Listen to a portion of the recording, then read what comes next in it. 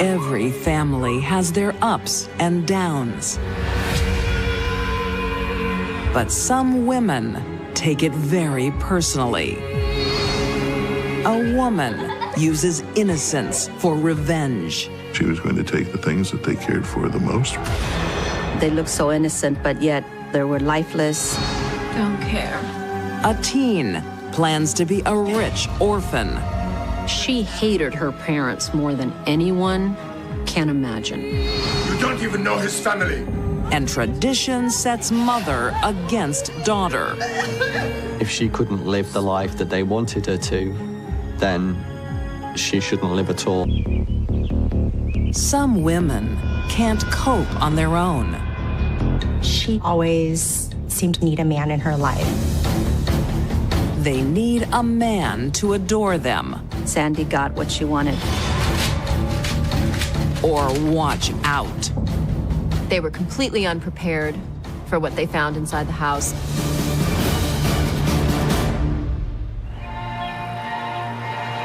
Paris, Southern California, 1986. Divorcee and mother of three, 22-year-old Sandy Nieves is hoping the second time's the charm. She marries 36-year-old David Folden. Dearly beloved, we are gathered here today to witness the joining of Frank and Sandy. They meet in the most unusual circumstances. Sandy married a man who, 2 years earlier, had been married to Sandy's mother. Now pronounce you man and wife. All in the family. She seemed to be a woman who was always looking for a man in order to be able to support her and her children. Her mother disowns her, but Sandy doesn't mind. She and David have a growing family of their own. She had 2 more daughters with him. David proves his devotion She's sound asleep. when Grandpa becomes daddy. How would you feel if I adopted the other kids? Really? Yeah. I mean, I love them like they're my own. When he married Sandy, he adopted her 3 children from her first marriage. To the outside world, Sandy appears to be a perfect mother. Oh! The children were very well behaved. They were well-mannered. They were always immaculately turned out. David's row. He's on your team. Modeled kids that you'd like to have as your own. But when things don't go Mom's way, We want David! We want David! We want David! Who did that? Come on, it was just an accident. Inside the home was a different story. Tell me who did it, or you'll all be blamed. That's enough, Sandy. Come on. Sandy, that's enough. Dare you? You do not interfere with me. Sandy was, to say the least, strict with the kids. In fact, unreasonably strict. You're the one that's always walking over me. These are my children. They're my children, too. They were very controlled, very, very obedient, almost like little soldiers. No, they are not. You are acting crazy and controlling. She was very controlling, and Sandy got what she wanted. I can talk to them however this is I want. not They're what mine. David wants. After 8 years of marriage, Crazy and controlling. he tires of Sandy's tough love. You try to control everything. Crazy, I'll get you crazy. They got a divorce.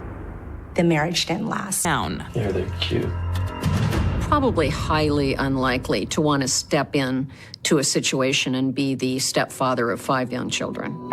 Scott decides he won't be under her control. She wanted to get married, and he didn't. But I'm not ready to be a dad. And eventually they did break up.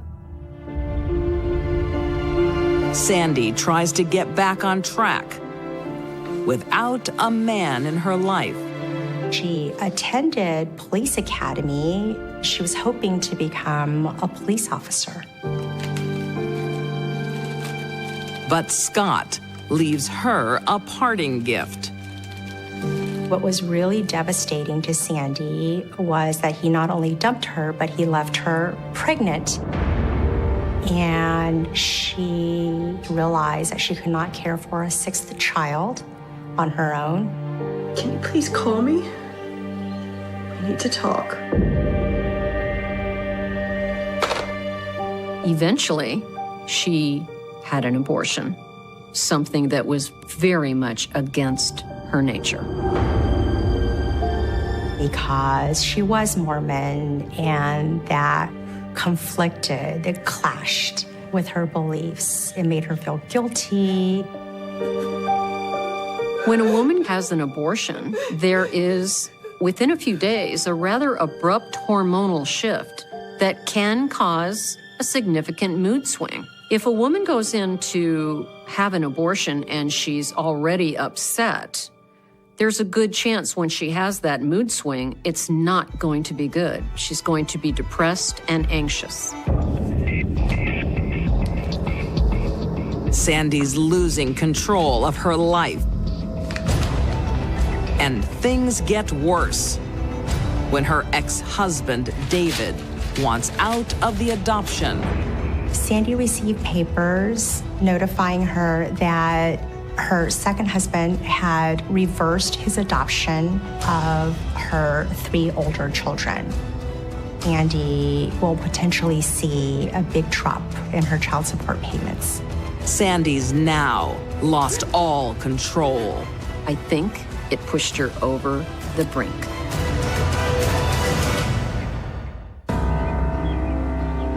June 30th, 1998, Saugus, California.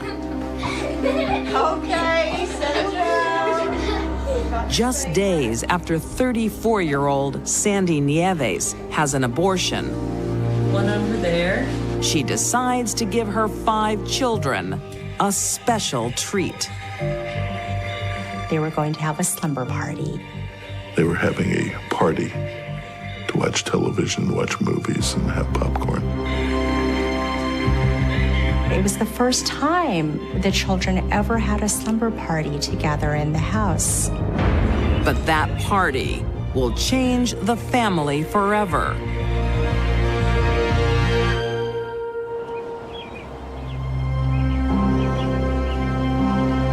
The next morning, the house becomes a potential crime scene. Sandy and her 14-year-old son are outside, dazed and confused. She had no memory. Nothing at all? That she just couldn't remember anything that had happened. Inside the house, police officers are horrified by what they find. They found 4 girls still in their pajamas, still in their sleeping bags, and they were all dead. These little girls looked so innocent, but yet, they were lifeless.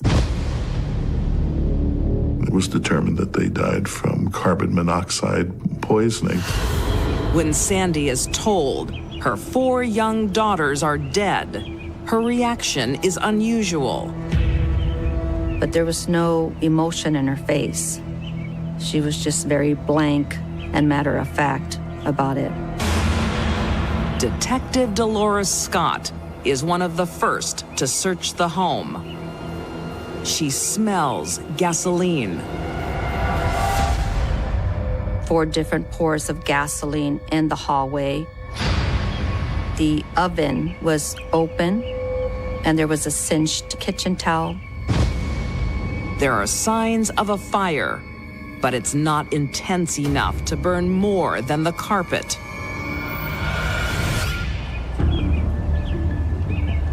And they find letters. She was very angry at her second husband. And she also felt heartbroken over her breakup with her ex-boyfriend and the abortion. And she wrote letters letting those men know exactly how she felt. They were basically like goodbye letters. We took them as suicide letters. Everything that we found in the initial stage of the investigation led to her. It becomes painfully clear what happened that night. After the movie was over, the children settled down to sleep. She had poured gasoline on certain spots in the house. 1.5 gallons of gas were used. She has another message for the former men in her life. She was angry. She was a woman scorned. She was going to take the things that they cared for the most, which was the children. I'm going to have the last word and take everything from you. Sandy doesn't need a flame to kill her children. The smoke will do it. She taped the doors and windows, probably thinking that that would keep the smoke in the room, not knowing that the fire needed oxygen. As the girls start to suffocate, one begs her mom for help. Mom, I need to go to the toilet. I feel sick. As she needed to go throw up. Well, throw up on the floor. Sandy said no. Stay where you are and just throw up on the floor. Put your head under the blanket. She told the children to keep breathing into their blankets. These children were so controlled by her and so obedient, they just took that as, okay, mommy knows best. By morning, the 4 young girls are dead.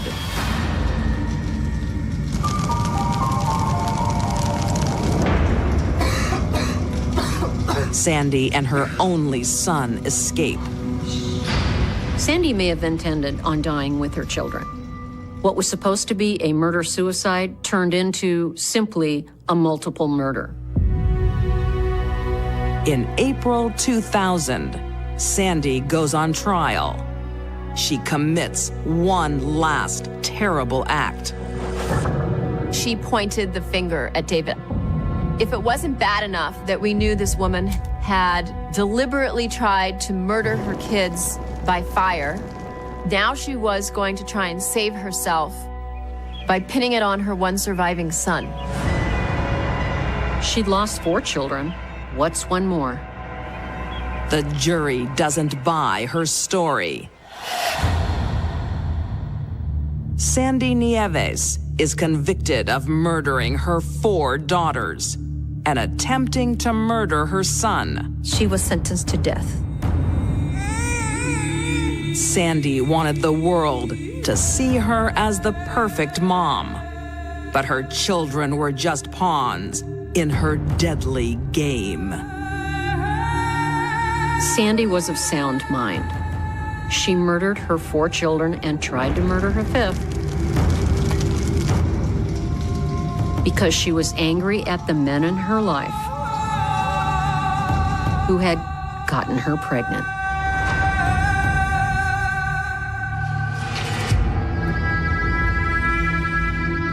These were little girls. One of them was 5 or 6 years old.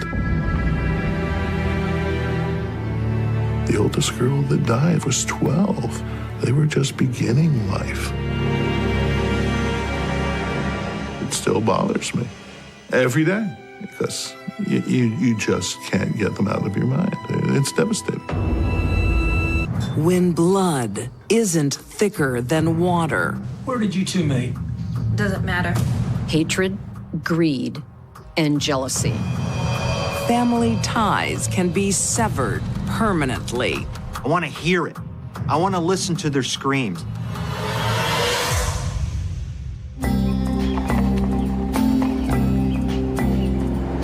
In an affluent suburb of Fort Worth, Texas, in the early 1990s, high school graduate, 18-year-old Nicole Yaskanis is having more than the usual teen angst. Nicole's parents divorced when she was 11, and she went to live with her father. She was in therapy for depression and trying to understand her father and mother's divorce. Her father, Bob's second marriage to 48-year-old Aletha makes matters worse. Hey, Nicole, got a sec? Nicole became jealous, oddly, that her father and stepmother were living in such luxury. She didn't speak to her dad and stepmother. She resented them very much, but they wouldn't give up on her.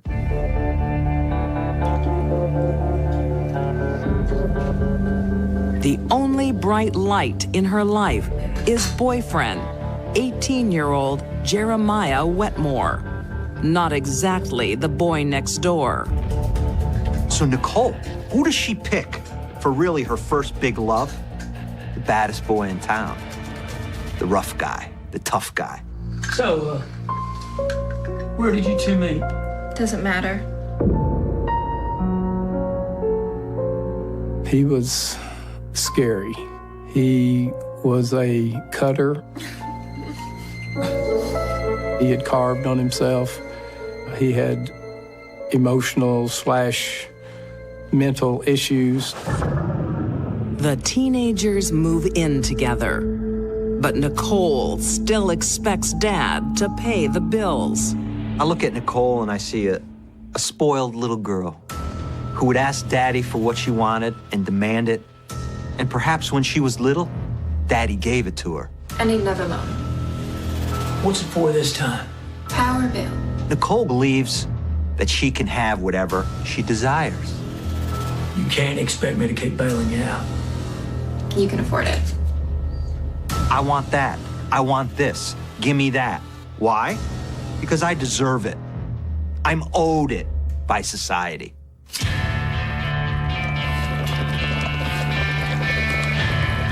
Best is to shoot him.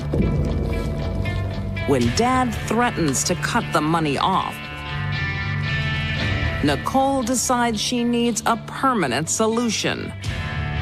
Don't care. Just kill them both. If her father and stepmother happened to die, that she would inherit a great deal of money. Do it properly, else we won't get the insurance money. Trust me, it'll be easy. Jeremiah has a history of violence, so when Nicole enlists his help, he doesn't hesitate. Jeremiah, who was known to be a violent psychopath. This is the boy she chose. I wonder why. Bang. January 29th, 1994. Aletha, which one is it? Bob and Aletha Yaskanis invite Nicole and her boyfriend over for dinner. While her parents are preparing the pasta,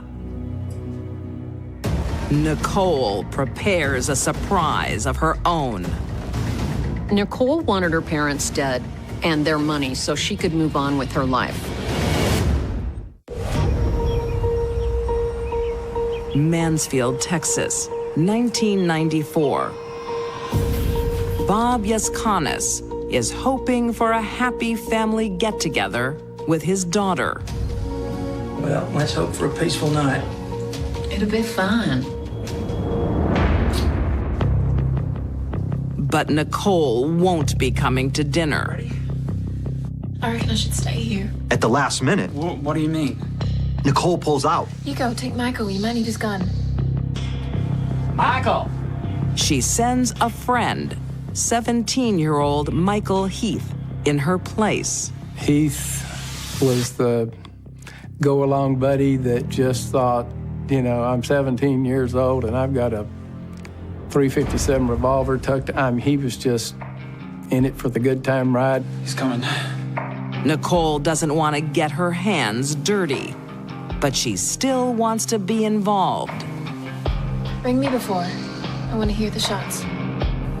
What they came up with was that Jeremiah would force Nicole's father to call her and then he would shoot them, and Nicole could listen to that over the phone. I want to hear it. I want to listen to their screams. I want to listen to them pleading, begging for their lives. What does that say about Nicole? That she doesn't want to be there, but she wants to hear it. She wants to share in the madness. She hated her parents more than anyone can imagine.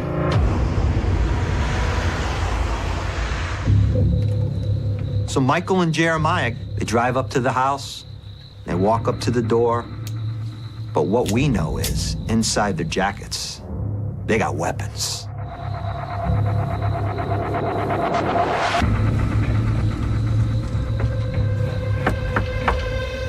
When the guests arrive, Bob's surprised his daughter isn't with them. Hey, how you doing, Bob? Nick's running late, so I got a lift with Michael. Hi. Nice to meet you. Nicole said you wouldn't mind. No, not at all. Come on in. The parents invite him in. Come on in. Back at her apartment, Nicole is waiting to listen to murder. She said she expected to hear the shots. Nicole's running late. We have one more for dinner. But Jeremiah doesn't stick to the plan. He jumps the gun. It kind of got to a lull, and he finally just thought, oh, hey, you know, I've got them both right here. Might as well do it. Can I offer you a drink? Would you like it? No. Wait. There's no calling Nicole, there's no nothing but gunfire and blood. That's all there is. Jeremiah shoots Robert first. Because why? He needs to take out the threat. She knows that she is next.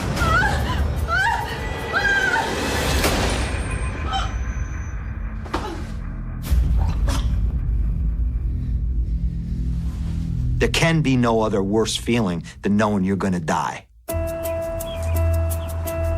For 2 days, Bob and Aletha are missing.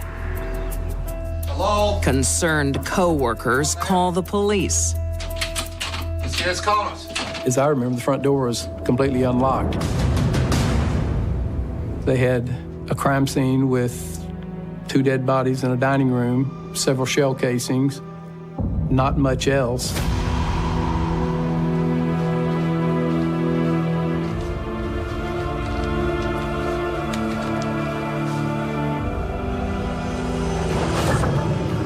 When Nicole is notified, she reacts strangely. She didn't seem as upset as one would having just lost her father. Yeah, we're having my daughter and her boyfriend over. What's more, neighbors tell police Nicole was expected for dinner 2 nights earlier. Then the police got an anonymous phone call about Nicole's involvement. She clearly manipulated Jeremiah into doing this and thought she was going to walk away scot-free.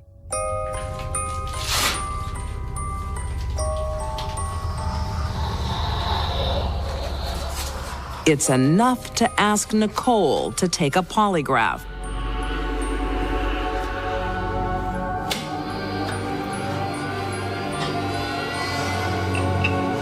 Do you know who killed your father? No. That was a biggie. I mean, that was one of the main things that helped get the ball rolling.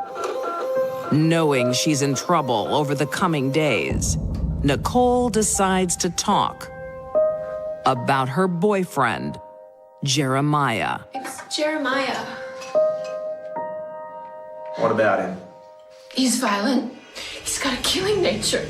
She was not involved. Her violent, dope-smoking boyfriend had misconstrued some of her comments, and she never intended for this really to happen. He made it happen. But when police talk to Jeremiah, they get another story.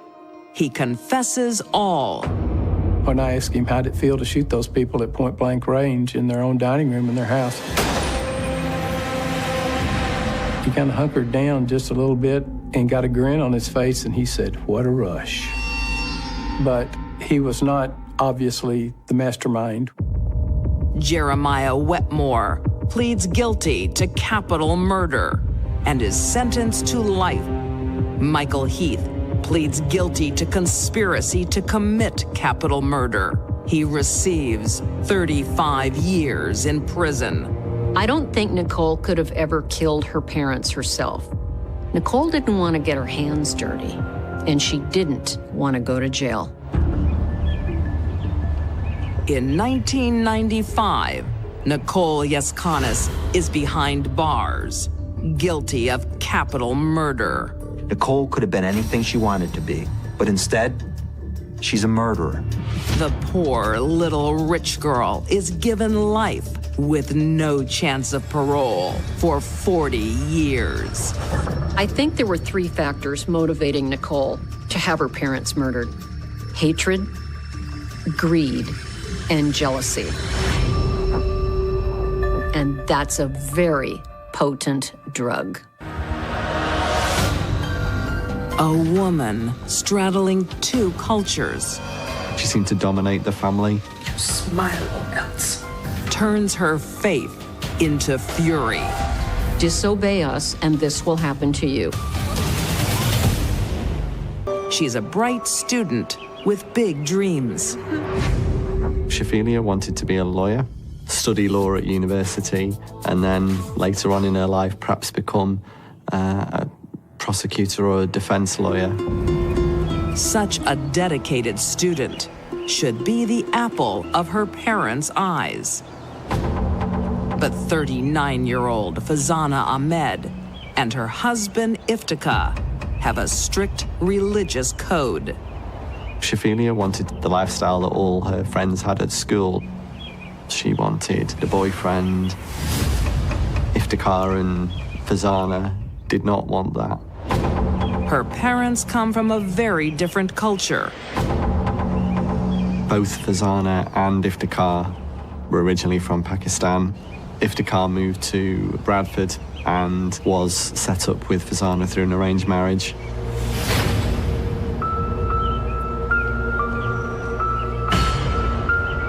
Do something.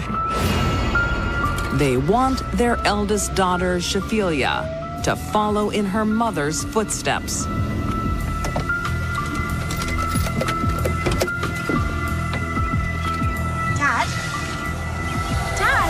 They wanted a daughter who was like Fazana, who was happy to agree to an arranged marriage.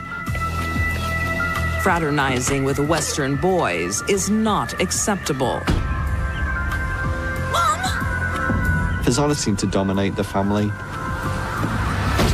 It seemed that she was the brains behind the pairing. Fazana believes her teen daughter is shaming the family. They had found numbers of boys that she'd had on her phone, as probably any teenage girl would have. I was just talking to a boy from school. You were acting like a whore. The parents were very against this. This was absolutely not the way to live your life. Who is this? He's just a school friend. You don't even know his family.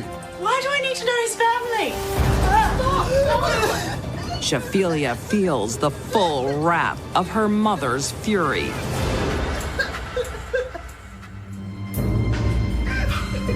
She squeezed her neck so hard she left a mark. Of course, she couldn't let society see that, so she kept her home from school. For days, the teenager is kept prisoner in her own home. She wrote many poems and letters describing the hurt and turmoil, the fear she felt living with her parents.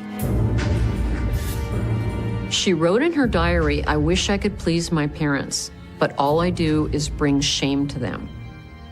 Shafelia's diary revealed that she didn't hate her parents. She loved them and wanted their approval. They just wouldn't give it.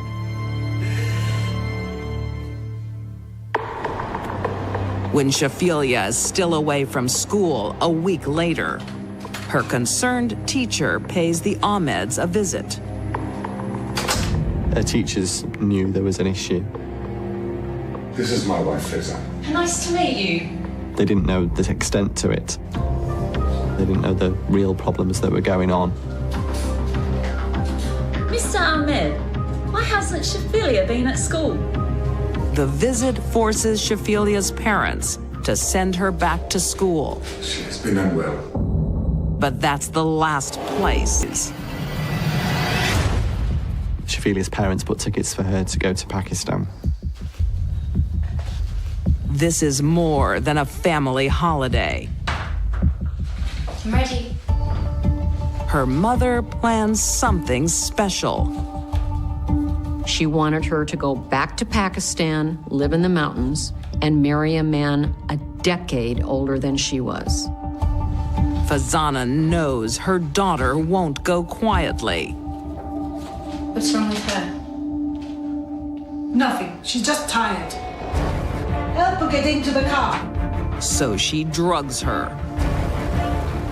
A lot of this was pure hate and rage. If she couldn't live the life that they wanted her to, then she shouldn't live at all.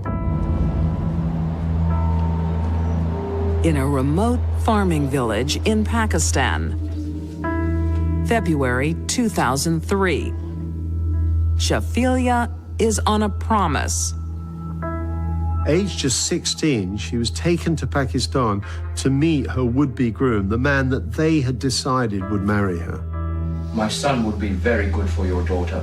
I think that will be a very good arrangement. You smile or else.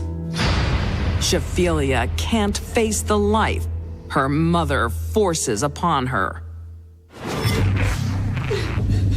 She finds some bleach in the bathroom of the house where she was staying, drinks the bleach. Bleach is a strong chemical used for cleaning. It burns everything in its path. When you drink it, it destroys all of the tissues that line the inside of the mouth, the esophagus, and the stomach. So there is tremendous pain.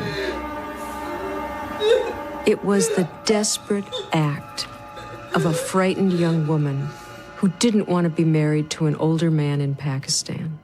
But her mother shows no sympathy and refuses to call for medical attention.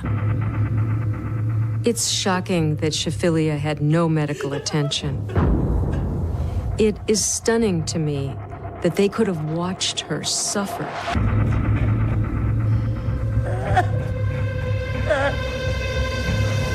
They probably didn't care at that point if she lived or died. They didn't want anything to do. In 2003, 16-year-old Shafilia Ahmed avoids an arranged marriage in Pakistan, but at a terrible price. She is seriously ill after drinking bleach. The family returns to England. She went to hospital herself. It wasn't the parents that took her to hospital. She realized she was ill and needed help.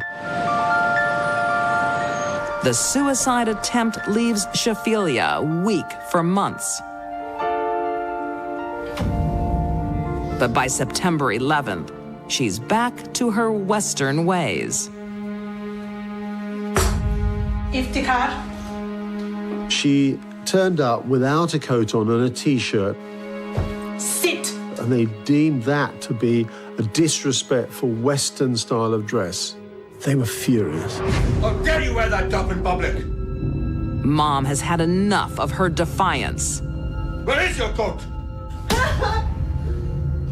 Stop it, Daddy! A lot of this was pure hate and rage. This was a girl who, as they saw it, had brought utter shame on their family, had continually disobeyed them.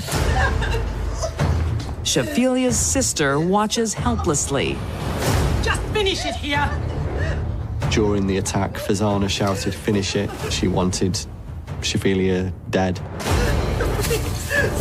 Iftikhar grabbed a carrier bag and stuffed it inside her mouth to smother her, to stop her from breathing. She couldn't take a breath, and when she did try to breathe, all she got was the plastic that she inhaled deep into her mouth Her father put his knee into her chest and upper abdomen. Her chest wall could not expand. Basically, she was suffocated. And her parents held that plastic over her mouth and nose for another 5 or 10 minutes until they were absolutely certain that she was dead. The parents wanted to send a message: disobey us and this will happen to you. We are powerful, you are not. They dumped their daughter's body in the River Kent. Swear their family to secrecy. And tell friends Shafilia's run away. When her parents were asked about it, they just shrugged their shoulders and said she's run away.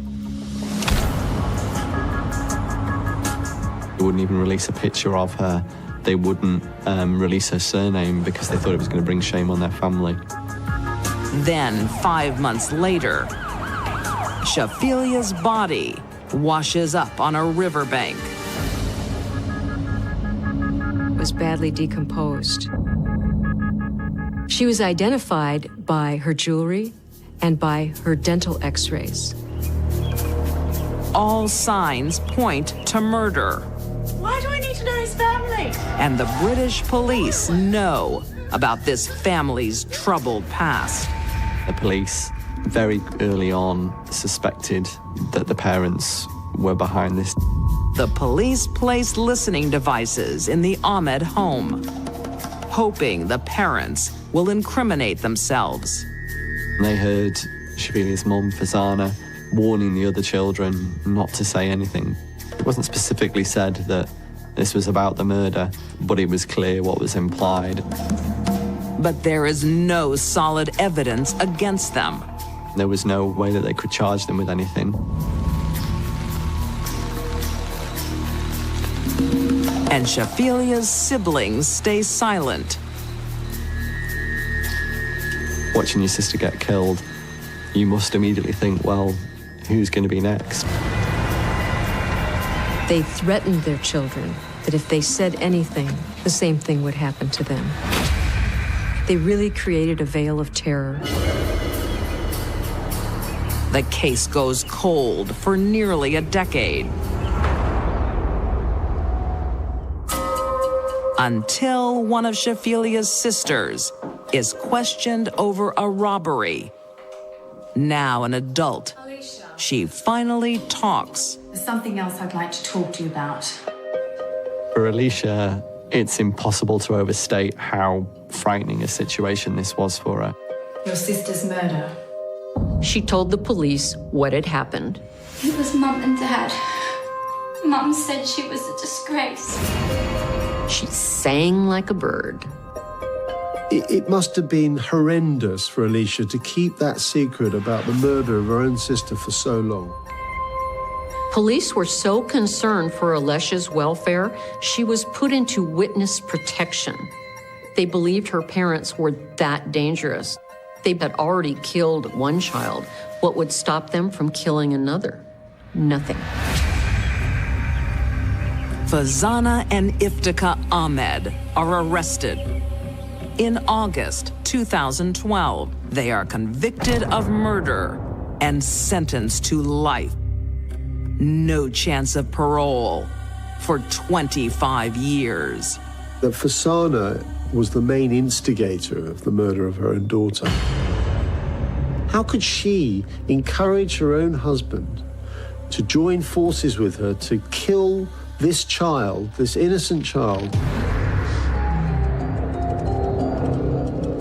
Fazana killed one daughter and put the rest of her children through 10 years of silent torture.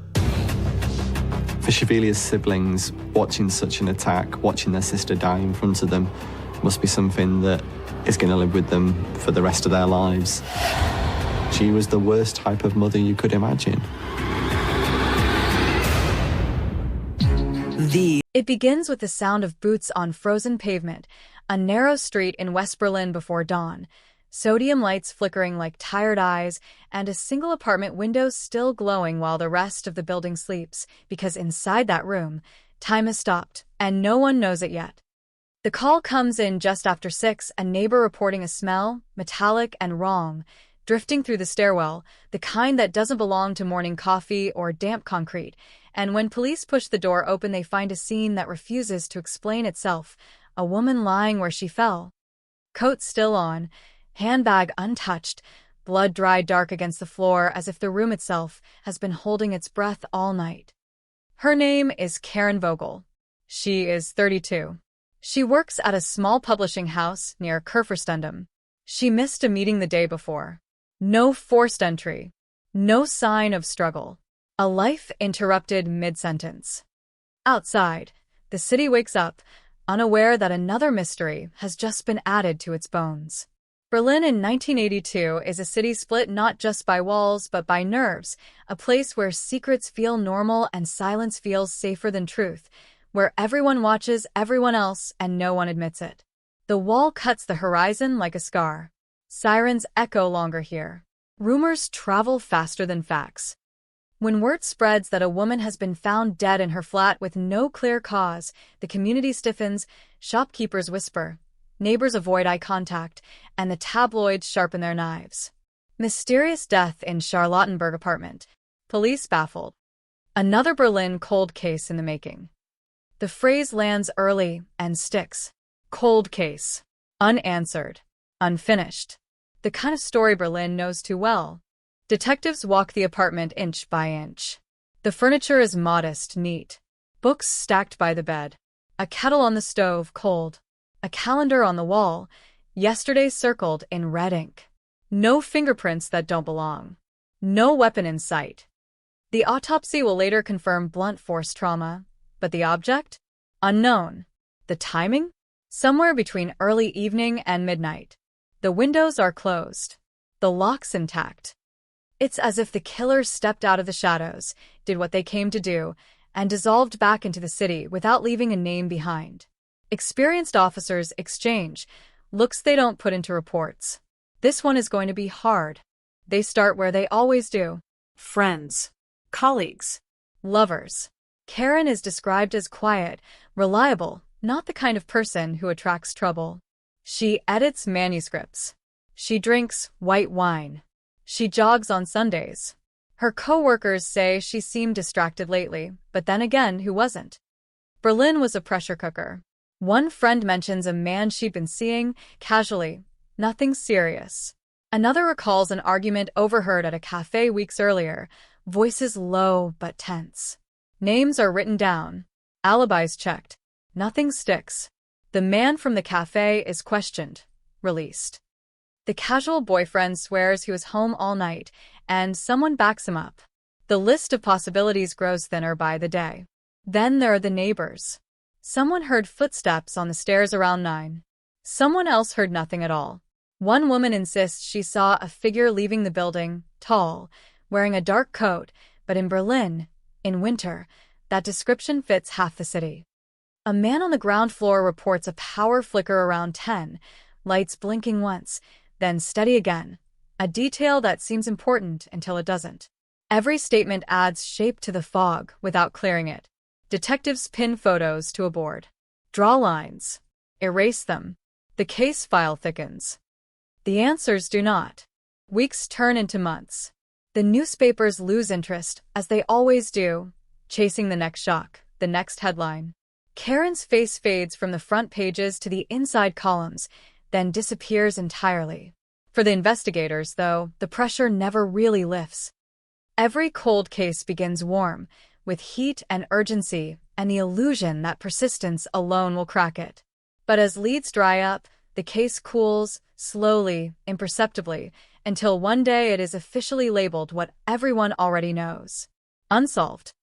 A cold case added to the archives, boxed, shelved, and left to gather dust beneath decades of other unanswered questions. Berlin moves on. The wall still stands. Years pass. The publishing house closes. The building where Karen died is repainted, renovated, rented out to new tenants who never ask why the walls feel heavy at night. Detectives retire. Files are transferred, misfiled, forgotten. But cold cases have a way of lingering, like a low-frequency hum you don't notice until the room goes quiet.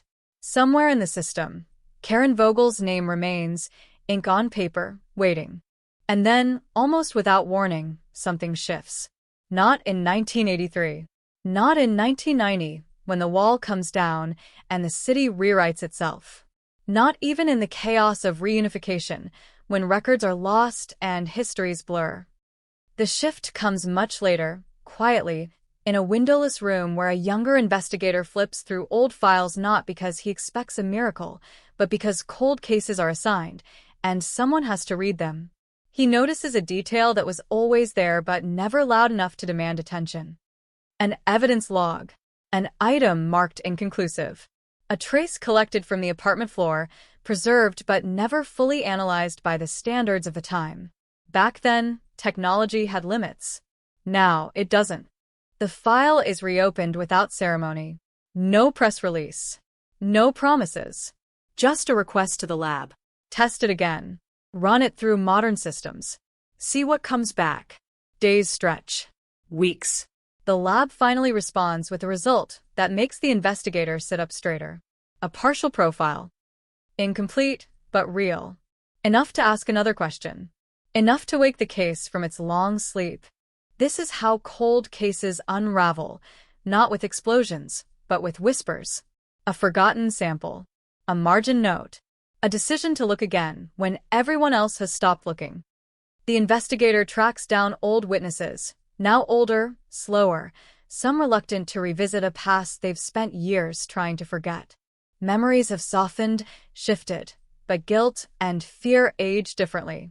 One former neighbor hesitates before answering a question she once dismissed. Another corrects a detail she's been repeating for decades. The timeline begins to flex. Not break. Flex. A name resurfaces.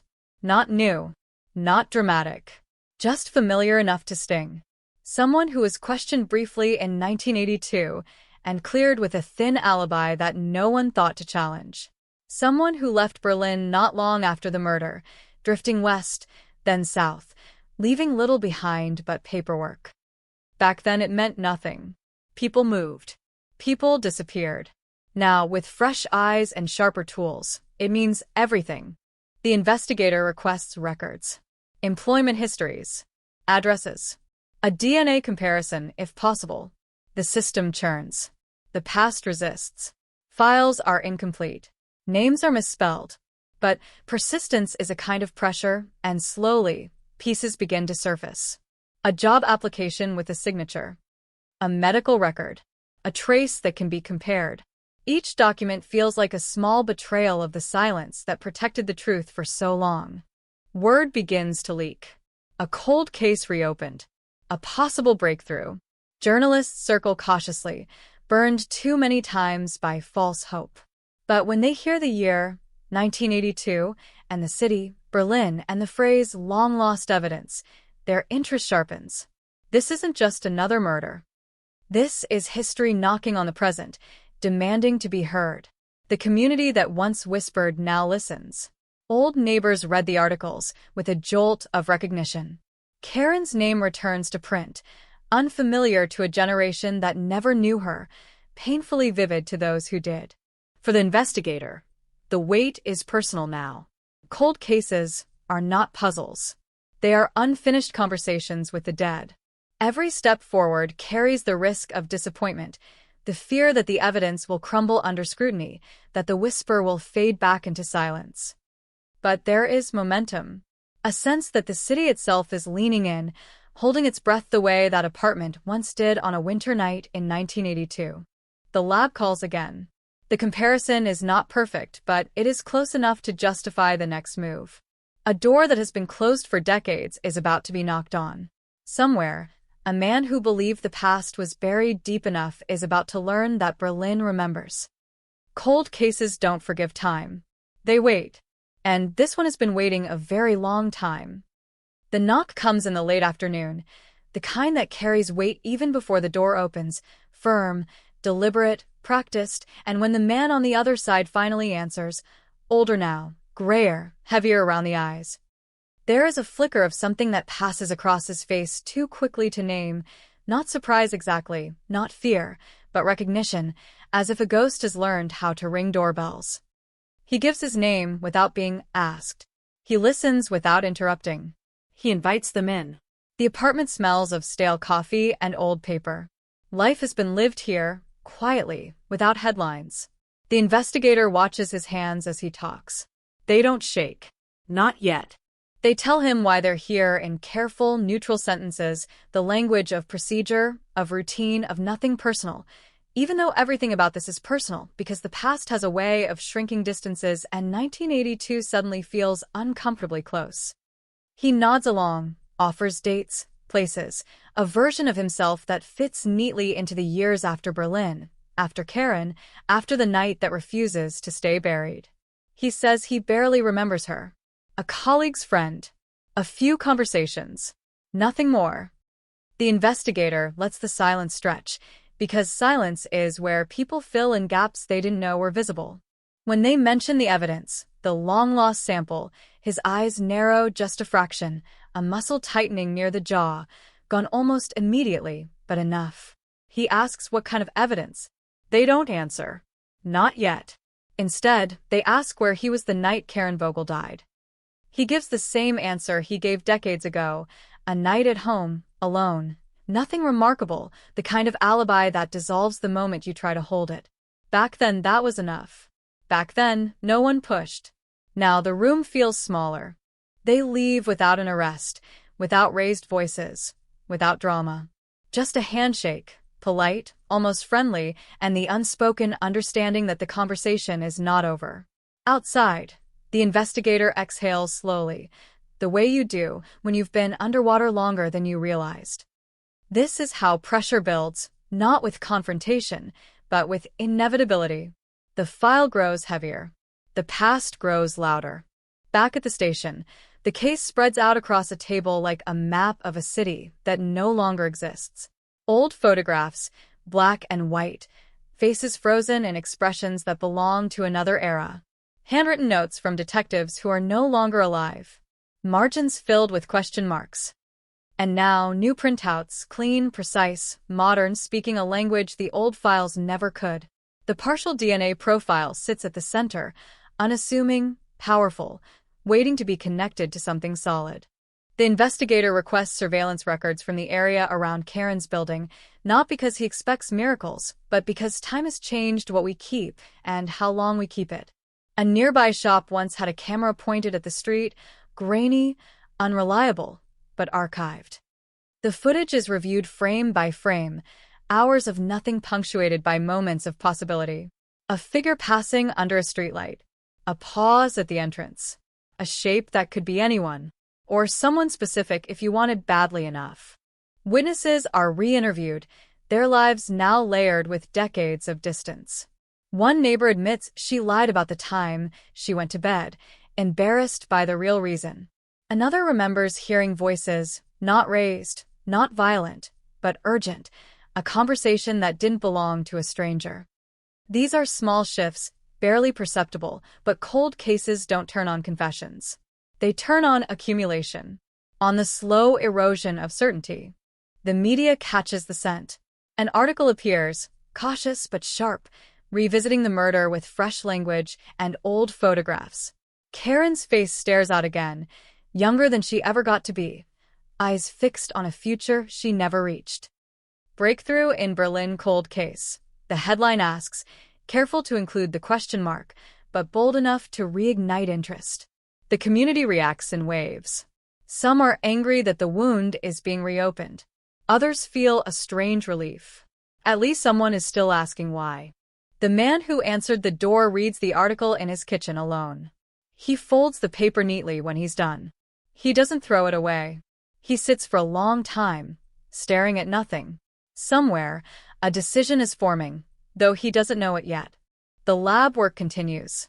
The partial profile is run against databases that didn't exist in the 80s, systems built on the assumption that nothing truly disappears. There are near matches, then exclusions, a process as frustrating as it is precise. Each negative result feels like a door closing. Each near hit feels like a breath held too long. The investigator learns patience the hard way, trusting that the system will eventually say yes or no, and that either answer will change everything. In the meantime, financial records are examined. Karen's bank statements show nothing unusual, no large withdrawals, no mysterious deposits. But there is a pattern of small payments, regular, almost rhythmic, to a service that no longer exists. A private courier. At the time, it meant little. Now, it raises a question. What was she sending? To whom? And why did it stop so abruptly? A retired courier is tracked down, living on the outskirts of the city, surprised to be remembered at all. He recalls Karen vaguely, a polite woman, careful with her words, always asking if deliveries could be made discreetly. Packages. Envelopes. He never looked inside. He gives an address from memory, a place that no longer stands, demolished in the wave of post-wall development. Another dead end, except for the fact that the address appears once more in the file, linked to the same man who answered the door. Coincidence is a word investigators learn to distrust. The pressure increases subtly. Another visit. Another conversation. This time, the questions are sharper. The pauses longer. The man's answers begin to fray at the edges, small inconsistencies slipping through. He contradicts himself about dates, about how well he knew Karen, about why he left Berlin so suddenly. Nothing explosive. Nothing that would make for a dramatic arrest. Just enough to justify the next step. A request is made. Voluntary. A DNA sample. The man hesitates. Just a moment. Just enough. He asks if it's necessary. The investigator explains calmly that it would help eliminate him, clear his name once and for all. The words hang there, heavy with implication. Clear your name. He agrees. He always planned to agree. The sample is taken. Labeled.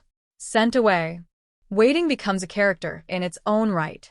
Days stretch thin. The investigator dreams of files and corridors, of doors that open onto other doors. Karen's name echoes in his thoughts, no longer just a victim, but a presence, a question that refuses to be quiet. He wonders how many lives have been shaped by that winter night without ever knowing it. How many choices bent slightly because something unresolved lingered in the background. When the result finally comes, it doesn't arrive with a siren or a shout. It arrives in an email, clinical, precise, devastating in its restraint. The match is not absolute, but it is strong. Strong enough to warrant a warrant. Strong enough to move from suspicion to action. The investigator reads it twice, then a third time, making sure the words don't change. They don't. The arrest is scheduled quietly early morning, the way these things are done when the goal is truth, not spectacle. But word leaks anyway. It always does. Cameras gather at a distance. Reporters murmur into microphones. The man is led out of his building in handcuffs, his face carefully blank, as if expression itself could be used against him. The city watches, stunned, unsure whether to feel vindicated or betrayed by time. Interrogation rooms haven't changed much. Neutral colors. Hard chairs. The hum of fluorescent lights. The man sits across from the investigator, older than Karen ever got to be, carrying the weight of decades that suddenly feel fragile. He denies everything at first, as expected, leaning on the habits that have protected him for so long. But the evidence is placed in front of him piece by piece, not rushed, not theatrical. The DNA, the address, the courier, the inconsistencies. Each one lands with a dull thud. Hours pass, then more. The man's voice grows hoarse. His confidence erodes. At some point, he stops denying and starts explaining, a subtle but irreversible shift. He talks about Berlin, about fear, about choices made in moments that felt small at the time. He doesn't confess. Not yet. But the shape of the truth begins to emerge, uneven, incomplete, dangerous. Outside, the story explodes. Suspect arrested in Berlin 1982 cold case. Long-lost evidence changes everything. The headlines scream what the investigation whispers. For the community, it is both an ending and a beginning, a reopening of wounds they thought had scarred over. For the investigator, it is a reminder that cold cases don't die. They wait. And when they move again, they move fast. Somewhere in the city, a file is no longer gathering dust. It is breathing again. And the silence that protected a killer for decades is finally starting to crack. Night settles over Berlin like a held breath, the kind that presses against the windows and makes even familiar streets feel staged, and inside the interrogation room the air thickens as the man leans back, eyes fixed on a spot just above the investigator's head. As if the truth might be written there, faint but legible if he stares long enough. He asks for water. He asks how much they really know.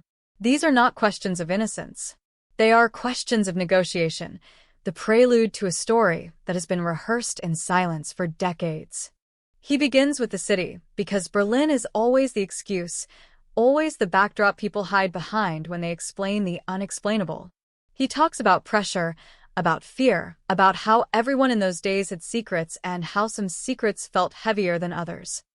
He describes Karen as intelligent, cautious, someone who knew how to listen. He admits he visited her apartment that night, frames it as casual, unplanned, a conversation that stretched too long. The investigator lets him talk, because lies reveal themselves best when they're allowed to breathe. The first version is gentle. An argument, yes, but nothing violent. Raised voices. Hurt pride. He claims he left while she was still alive, still standing, still whole. The investigator doesn't interrupt. He simply slides a photograph across the table, a crime scene image carefully chosen, not the most graphic, but specific enough to anchor the discussion in reality. The man's eyes flicker. His mouth tightens. The room grows quieter, as if the walls themselves are listening. He adjusts his story. Now he admits to losing his temper, to pushing her, to an accident. He insists it was never meant to go that far, that the sound she made when she fell still visits him at night. He says panic took over. He says he didn't call for help because in Berlin in 1982, calling the police felt like inviting your life to collapse in on itself. The investigator notes the phrasing: accident, panic, collapse. Words chosen to soften the shape of guilt. But the evidence resists softening. The blunt force trauma doesn't align with a simple fall. The timeline doesn't bend easily around his explanations. The investigator presses, gently but relentlessly, returning to the same points from different angles, watching for cracks.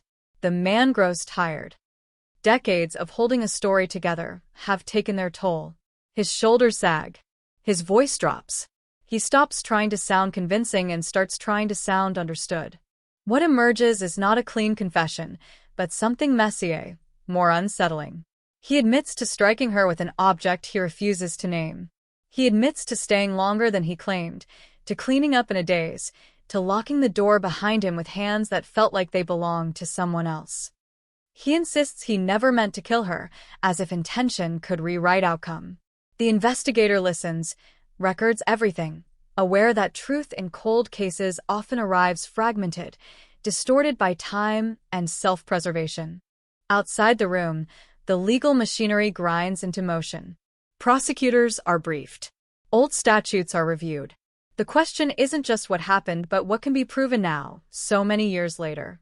Evidence degrades. Memories warp. Defense attorneys circle, already constructing arguments around contamination, around procedural gaps, around the impossibility of certainty after 4 decades. The past may be catching up, but it is still constrained by the present. News coverage intensifies. The story grows legs, spreads beyond Berlin, picked up by international outlets hungry for narratives where time itself is the antagonist. Commentators debate whether justice delayed can still be justice. Karen's name trends briefly, surrounded by speculation, by armchair analysis, by people who were children when she died and now feel strangely implicated by history. Her family, long silent, is asked for statements. They give none. Some wounds do not need microphones. The investigator visits Karen's old neighborhood again, walking the streets with new eyes. Cafes have changed names. Buildings have changed colors. But the geometry remains, the angles and distances that shaped that night. He stands outside her building, imagines the door opening, the footsteps on the stairs, the moment when conversation tipped into violence. Cold cases demand this kind of empathy, not to excuse, but to understand the sequence of choices that led to the irreversible. In the archives, more pieces surface. A forgotten note from an early interview hints at Karen's fear in the weeks before her death, a sense of being watched, of conversations that felt heavier than they should have. At the time, it was dismissed as anxiety, as the ambient stress of living in a divided city. Now, it reads differently. The investigator feels the familiar mix of anger and regret. How many signals were missed because no one knew what to listen for. The man's background is dissected. Employment records reveal access to tools that could explain the injury. Personal letters hint at possessiveness, at resentment masked as concern. None of it is definitive alone. Together, they form a pattern that feels increasingly difficult to ignore. The prosecution builds its case carefully, aware that overreach could undo everything. Cold cases are fragile. They break easily if handled with too much force. In another interrogation session, the man grows defensive. He accuses the investigator of rewriting history, of imposing modern morality on a different time. He says things were complicated then, that people made choices they wouldn't make now. The investigator responds quietly that Karen doesn't get the benefit of changing times. She is frozen at 32, forever. The words land harder than any accusation. The man falls silent. For a long moment, there is nothing but the hum of electricity and the distant noise of the city. When he speaks again, his voice is different, stripped of performance. He talks about fear, not of prison, but of being seen for who he was in that moment. He admits he thought the case would never resurface, that Berlin had too many ghosts to keep track of them all. He says he built a life on the assumption that silence was permanent. The investigator doesn't argue. He knows better. Silence is never permanent. It just waits for the right pressure. As the case moves toward court, tension ripples through the city. Supporters of the victim demand accountability. Skeptics warn against convictions built on decades-old evidence. Legal experts fill airtime with cautious language, reminding audiences that certainty is rare in cases like this. The phrase cold case is repeated so often it begins to lose meaning, even as the reality behind it sharpens. For the investigator, the nights grow longer. He reviews transcripts, listens to recordings, searches for consistency, for moments where truth peeks through despite the speaker's efforts to control it. He feels the weight of responsibility acutely. This is not just about closing a file. It is about honoring a life interrupted and ensuring that the story told in court aligns as closely as possible with what actually happened in that small apartment on a winter night. The defense files motions. Evidence is challenged. The DNA match is scrutinized, its limitations highlighted. The courier testimony is attacked as unreliable. Memory is painted as an enemy of truth. Each argument is expected, each one a reminder that the past does not surrender easily. The prosecution counters with context, with accumulation, with the quiet strength of details that reinforce each other. Public interest peaks again when a date is set. The courtroom fills with reporters, with observers drawn by the gravity of history unfolding in real time. The man sits at the defense table, expression neutral, hands folded, as if posture alone could communicate innocence. The investigator takes the stand, voice steady, recounting the reopening of the case, the evidence, the process. He avoids dramatics. Cold cases don't need embellishment. The facts are heavy enough. Karen's absence is palpable. Her photograph rests on a table, a reminder of what this is really about. The prosecutor speaks her name carefully, deliberately, refusing to let it become abstract.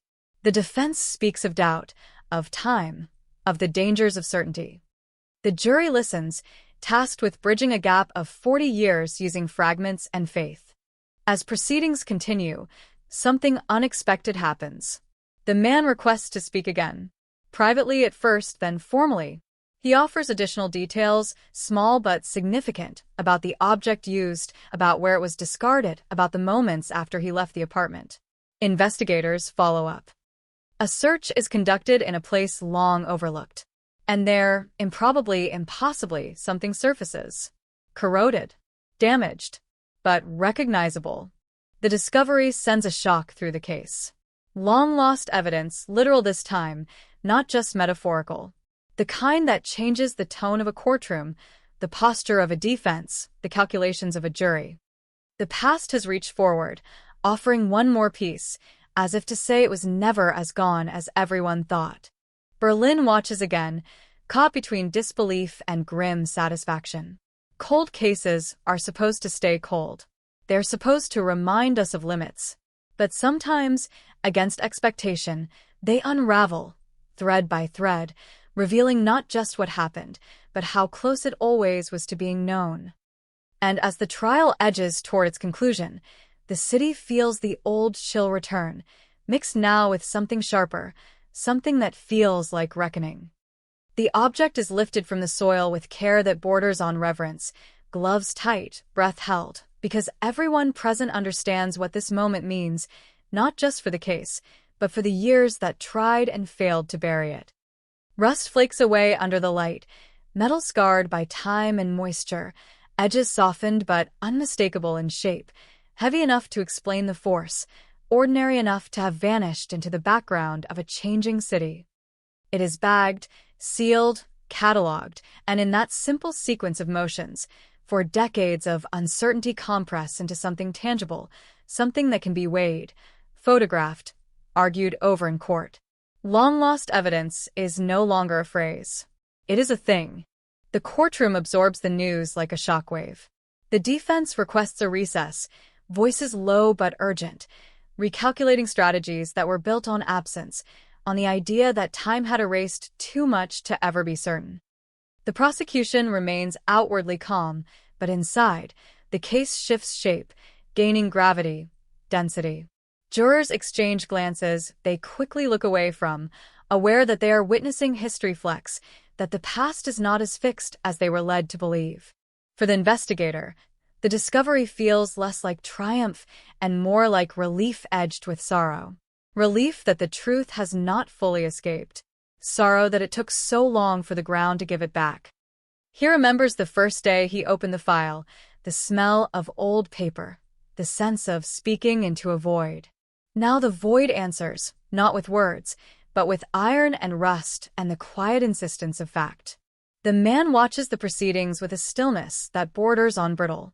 When the object is mentioned, his eyes close briefly, not in denial, but in recognition. This is the detail he avoided, the one he circled around in interviews, the weight he carried without ever naming. When questioned again, he does not resist. He corrects small inaccuracies. He points out where memory had blurred. His voice is flat, drained of theater. Confession, when it finally comes, is not dramatic. It is administrative, a series of acknowledgments that align too neatly with the evidence to be coincidence. He speaks of the night in fragments, moments unspooling without order. The cold on the stairs. The smell of Karen's apartment. Ink and soap. The argument, sharper than he admitted before, fueled by fear that had been building for weeks. He speaks of jealousy, of control disguised as concern, of a moment when the object was in his hand before he consciously decided to use it. He does not try to justify the strike. He only explains how quickly everything after it unraveled. The courtroom listens, suspended between the intimacy of his recollection and the formality of law. This is not closure. Closure is a myth people invent to survive unanswered questions. This is alignment, the slow snapping into place of pieces that never should have been scattered this long. Karen's name is spoken again, not as a headline, but as a person whose last moments are finally being described with clarity rather than speculation. Outside, Berlin reacts in layers. Older residents remember the fear, the rumors, the sense that something unfinished lingered in the air. Younger ones experience the case as revelation, proof that history is not settled, that even the stories they think they know can change shape. The media oscillates between restraint and frenzy, careful with language, but hungry for meaning. Evidence found after 40 years. Cold case, no longer cold. Each headline tries to contain what is, at its core, uncontainable. Legal arguments resume with renewed intensity. The defense shifts focus, now emphasizing remorse, the passage of time, the man's life since the crime. They speak of rehabilitation without ever using the word forgiveness. The prosecution responds by returning again and again to the same point. Time does not reduce responsibility. It only tests it. The law listens impassive, designed to absorb human complexity without reflecting it back. As testimony continues, other voices enter the record. A former colleague recalls Karen's unease, the way she flinched at unexpected phone calls. A friend speaks of advice given and ignored, of warnings that felt melodramatic at the time. Each statement adds texture, depth, not to the crime itself, but to the life it interrupted. The court becomes a space where Karen exists again, not just as a victim, but as a presence shaped by relationships and choices. The investigator is called once more, this time to contextualize the evidence found, to explain why it was missed, why it mattered. He speaks carefully, aware that he represents not just his own work, but the limitations of an era. He explains the gaps, the technological boundaries, the assumptions that guided early investigations. He does not make excuses. He makes distinctions. There is a difference. When he steps down, he feels the familiar fatigue that comes with proximity to truth. Solving a cold case does not feel like victory. It feels like ending a long vigil, like finally allowing yourself to sit after standing guard for years you didn't realize you were counting. He thinks of Karen's family, of what this moment means and does not mean. Answers do not resurrect. They only clarify. The verdict does not arrive quickly. Deliberation stretches on, each hour amplifying speculation, anxiety, hope. Commentators fill the silence with analysis, parsing jury body language, predicting outcomes with the confidence of those who are not responsible for deciding. Inside the jury room, time behaves differently. The past and present overlap, evidence and emotion jostle for space, and the weight of consequence presses down on every discussion. When the jury returns, the room stands. The words are spoken clearly, deliberately, leaving no room for misinterpretation. Guilty. Not as a symbol, not as a headline, but as a legal conclusion reached after 40 years of waiting. The man absorbs it without visible reaction. Perhaps he knew this was always where the story ended. Perhaps he simply ran out of ways to imagine it ending differently. Sentencing follows, measured, restrained. The judge acknowledges the years between crime and consequence, not as mitigation, but as context. He speaks of accountability, of the persistence of truth, of a harm that extends beyond a single night. The sentence is handed down. It is not enough for some. It is too much for others. It is ultimately what the system allows. As the courtroom empties, the air feels thinner, lighter, and heavier at once. Karen's photograph is removed, returned to a folder, a face that no longer needs to argue for recognition. Outside, cameras capture reactions, statements are issued, silence is interpreted as meaning. The city exhales, unsure whether this is relief or simply the end of suspense. In the days that follow, the case becomes a reference point, cited in discussions about justice, about technology, about the moral obligations of persistence. Cold cases are re-examined, files reopened, hope recalibrated. But for those closest to this one, the aftermath is quieter, more private. Grief does not resolve on a schedule. Neither does understanding. The investigator visits the river where the object was found, now cordoned off, disturbed earth slowly settling back into place. He thinks about the thin line between loss and recovery, about how close the truth was all along, hidden not by distance, but by assumption. Berlin hums around him, alive, indifferent, carrying forward as it always does. Cold cases unravel in unexpected ways. Not with thunder, but with persistence. Not with certainty, but with courage to look again. This one has given up its secret, but the echo remains, a reminder that time can delay reckoning, but it cannot cancel it. And somewhere in the fabric of the city, a silence has finally been broken, replaced not by peace, but by something more honest, something that will linger long after the headlines fade. After the verdict, Berlin does what it always does with endings that don't feel like endings at all. It absorbs them slowly, unevenly, letting the meaning seep into cracks no one knew were still open. The courthouse empties, reporters drift away in clusters, and the man is let out through a side door. No shouts, no spectacle, just the dull finality of steel doors closing where possibilities once lived. Justice has spoken, but it has spoken late, and lateness has a sound of its own.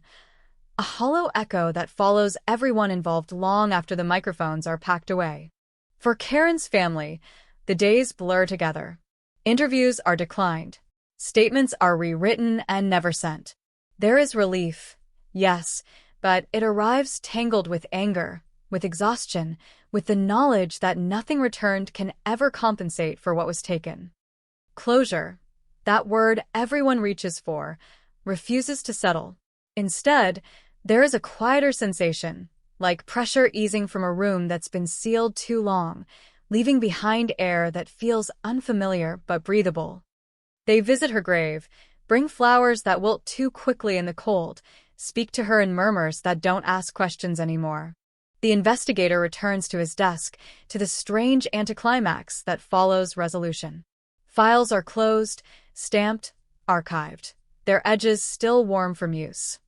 The Karen Vogel case now has an ending, a conclusion that can be summarized in databases and training seminars, cited as proof that persistence matters. But the investigator knows better. He knows the story doesn't compress easily. It resists neat framing. It leaves residue. He rereads the earliest reports, not out of necessity, but compulsion. The handwriting of officers long retired, some long dead, the tentative language, the missed connections. He wonders how the case might have unfolded if one question had been asked differently, if one assumption had been challenged sooner. These thoughts are dangerous, circular, but unavoidable. Cold cases force you to confront not just what happened, but what didn't. In the media, the narrative shifts. The focus moves from mystery to meaning. Commentators talk about technology bridging decades, about DNA as a time machine, about justice finally catching up. They rarely mention the cost of waiting, the way unresolved violence shapes communities in subtle, corrosive ways. In Charlottenburg, older residents find themselves revisiting memories they thought had faded, the unease of living near an unanswered question, the way doors were locked more carefully, the way trust thinned without anyone naming why. New information surfaces in the wake of the trial, details that didn't make it into court but matter all the same. Letters Karen never sent, drafts saved and forgotten, revealing a growing sense of being watched, of boundaries tested. Friends read them now with a sharp intake of breath, recognizing warning signs they didn't have language for at the time. The past rearranges itself, each revelation nudging the picture closer to coherence, even as it deepens the ache. The man, now a convicted killer, begins his sentence far from Berlin, removed from the city that held his secret for so long. In interviews with prison psychologists, he speaks less about guilt and more about time, about how years slipped by under the assumption that consequences had been outrun. He admits that the cold case haunted him not as fear, but as background noise, a low hum he learned to live with. Silence, he says, is easier than people think. It just asks for patience. Law enforcement agencies across Germany take note. Cold case units receive renewed attention, modest funding increases, quiet encouragement to reopen files once deemed impossible. Karen's case is cited in internal memos, not as a miracle, but as a model of methodical re-examination. The lesson is not that every case can be solved, but that none should be assumed unsolvable. The distinction matters. The investigator is invited to speak at a conference, asked to recount the breakthrough, the evidence, the moment everything changed. He complies, but his emphasis surprises the audience. He talks less about DNA and more about humility, about the danger of certainty, about the way time can distort confidence as much as it erodes memory. Cold cases, he says, don't reward brilliance. They reward stubbornness. At night, he dreams of files reopening themselves, of voices speaking from margins, of rooms frozen in the moment before something goes wrong. He wakes with the familiar weight in his chest, the understanding that solving one case does not quiet the others. Somewhere, there are more names, more unanswered questions, more apartments where time stopped without anyone noticing. Karen's case does not grant immunity from that knowledge. It sharpens it. Berlin continues to evolve. New buildings rise where old addresses once stood. Streets are renamed. Generations shift. To many, the 1982 murder becomes a story they half remember from a documentary, a cautionary tale about patience and progress. But beneath that abstraction, the reality remains stubbornly human. A woman lost, a truth delayed, a reckoning that arrived only after it could no longer change the most important outcome. On the anniversary of her death, a small article appears in a local paper. No headline designed to shock. Just a quiet acknowledgement. Karen Vogel, remembered. The cold case that is no longer cold. Readers skim past it on their way to other news, but a few stop, reread, feel the weight of years compressed into a paragraph. Memory is selective, but it is not entirely merciful. The investigator walks past Karen's old building one last time. Someone new lives there now. Lights on. Music playing faintly through the walls. Life has reclaimed the space without apology. He doesn't linger. He knows better than to expect the past to announce itself. It never does. It waits to be recognized. Cold cases change the people who touch them. They teach patience, yes, but also restraint, the understanding that answers can wound as much as they heal. Karen's case did not restore balance. It simply corrected a long-standing wrong, shifting the weight of history by a small but meaningful degree. That is more than most cases ever manage. As Berlin settles into another night, the story fades from active conversation, slipping into the archive of things that happened, things that mattered, things that remind the city who it has been. The silence that follows is different now, less oppressive, but still present, a reminder that even when truth emerges, it does not erase what came before it. The cold case is solved, the mystery answered. And yet, in the quiet spaces between sirens and headlines, the echo remains a low, persistent hum, carrying the lesson that time does not absolve, that evidence can sleep but not die, and that some stories, once awakened, continue to speak long after the final verdict has been read. In the months after the sentence is handed down, the case refuses to settle into history the way everyone expects it to, because resolution has a strange side effect. It loosens other things. Doors open, tongues unstick. Files that once felt inert begin to feel unstable, as if Karen's case has shifted the equilibrium of silence across the city. Detectives notice it first. A phone rings with a tip about a different case. An old letter is mailed anonymously to a precinct. A retired officer calls to correct a detail he's carried uneasily for years. The solved cold case becomes a signal flare, not a conclusion. The investigator feels it too, a subtle but persistent pullback toward the past. He tells himself the work is done, that the file is closed, that justice, imperfect, delayed, but real, has been served. Yet his thoughts return again and again to the early days of the investigation, to the assumptions that shaped it, to the people who were dismissed because they didn't fit a theory that felt convenient at the time. Cold cases leave behind a kind of residue, a question that lingers long after the answer arrives. What else did we miss? In a storage facility on the outskirts of the city, shelves of boxed evidence sit under fluorescent lights, labeled in careful handwriting, each one a capsule of unfinished stories. An audit is ordered, routine on paper, quietly ambitious in practice. Items are re-examined. Logs are compared.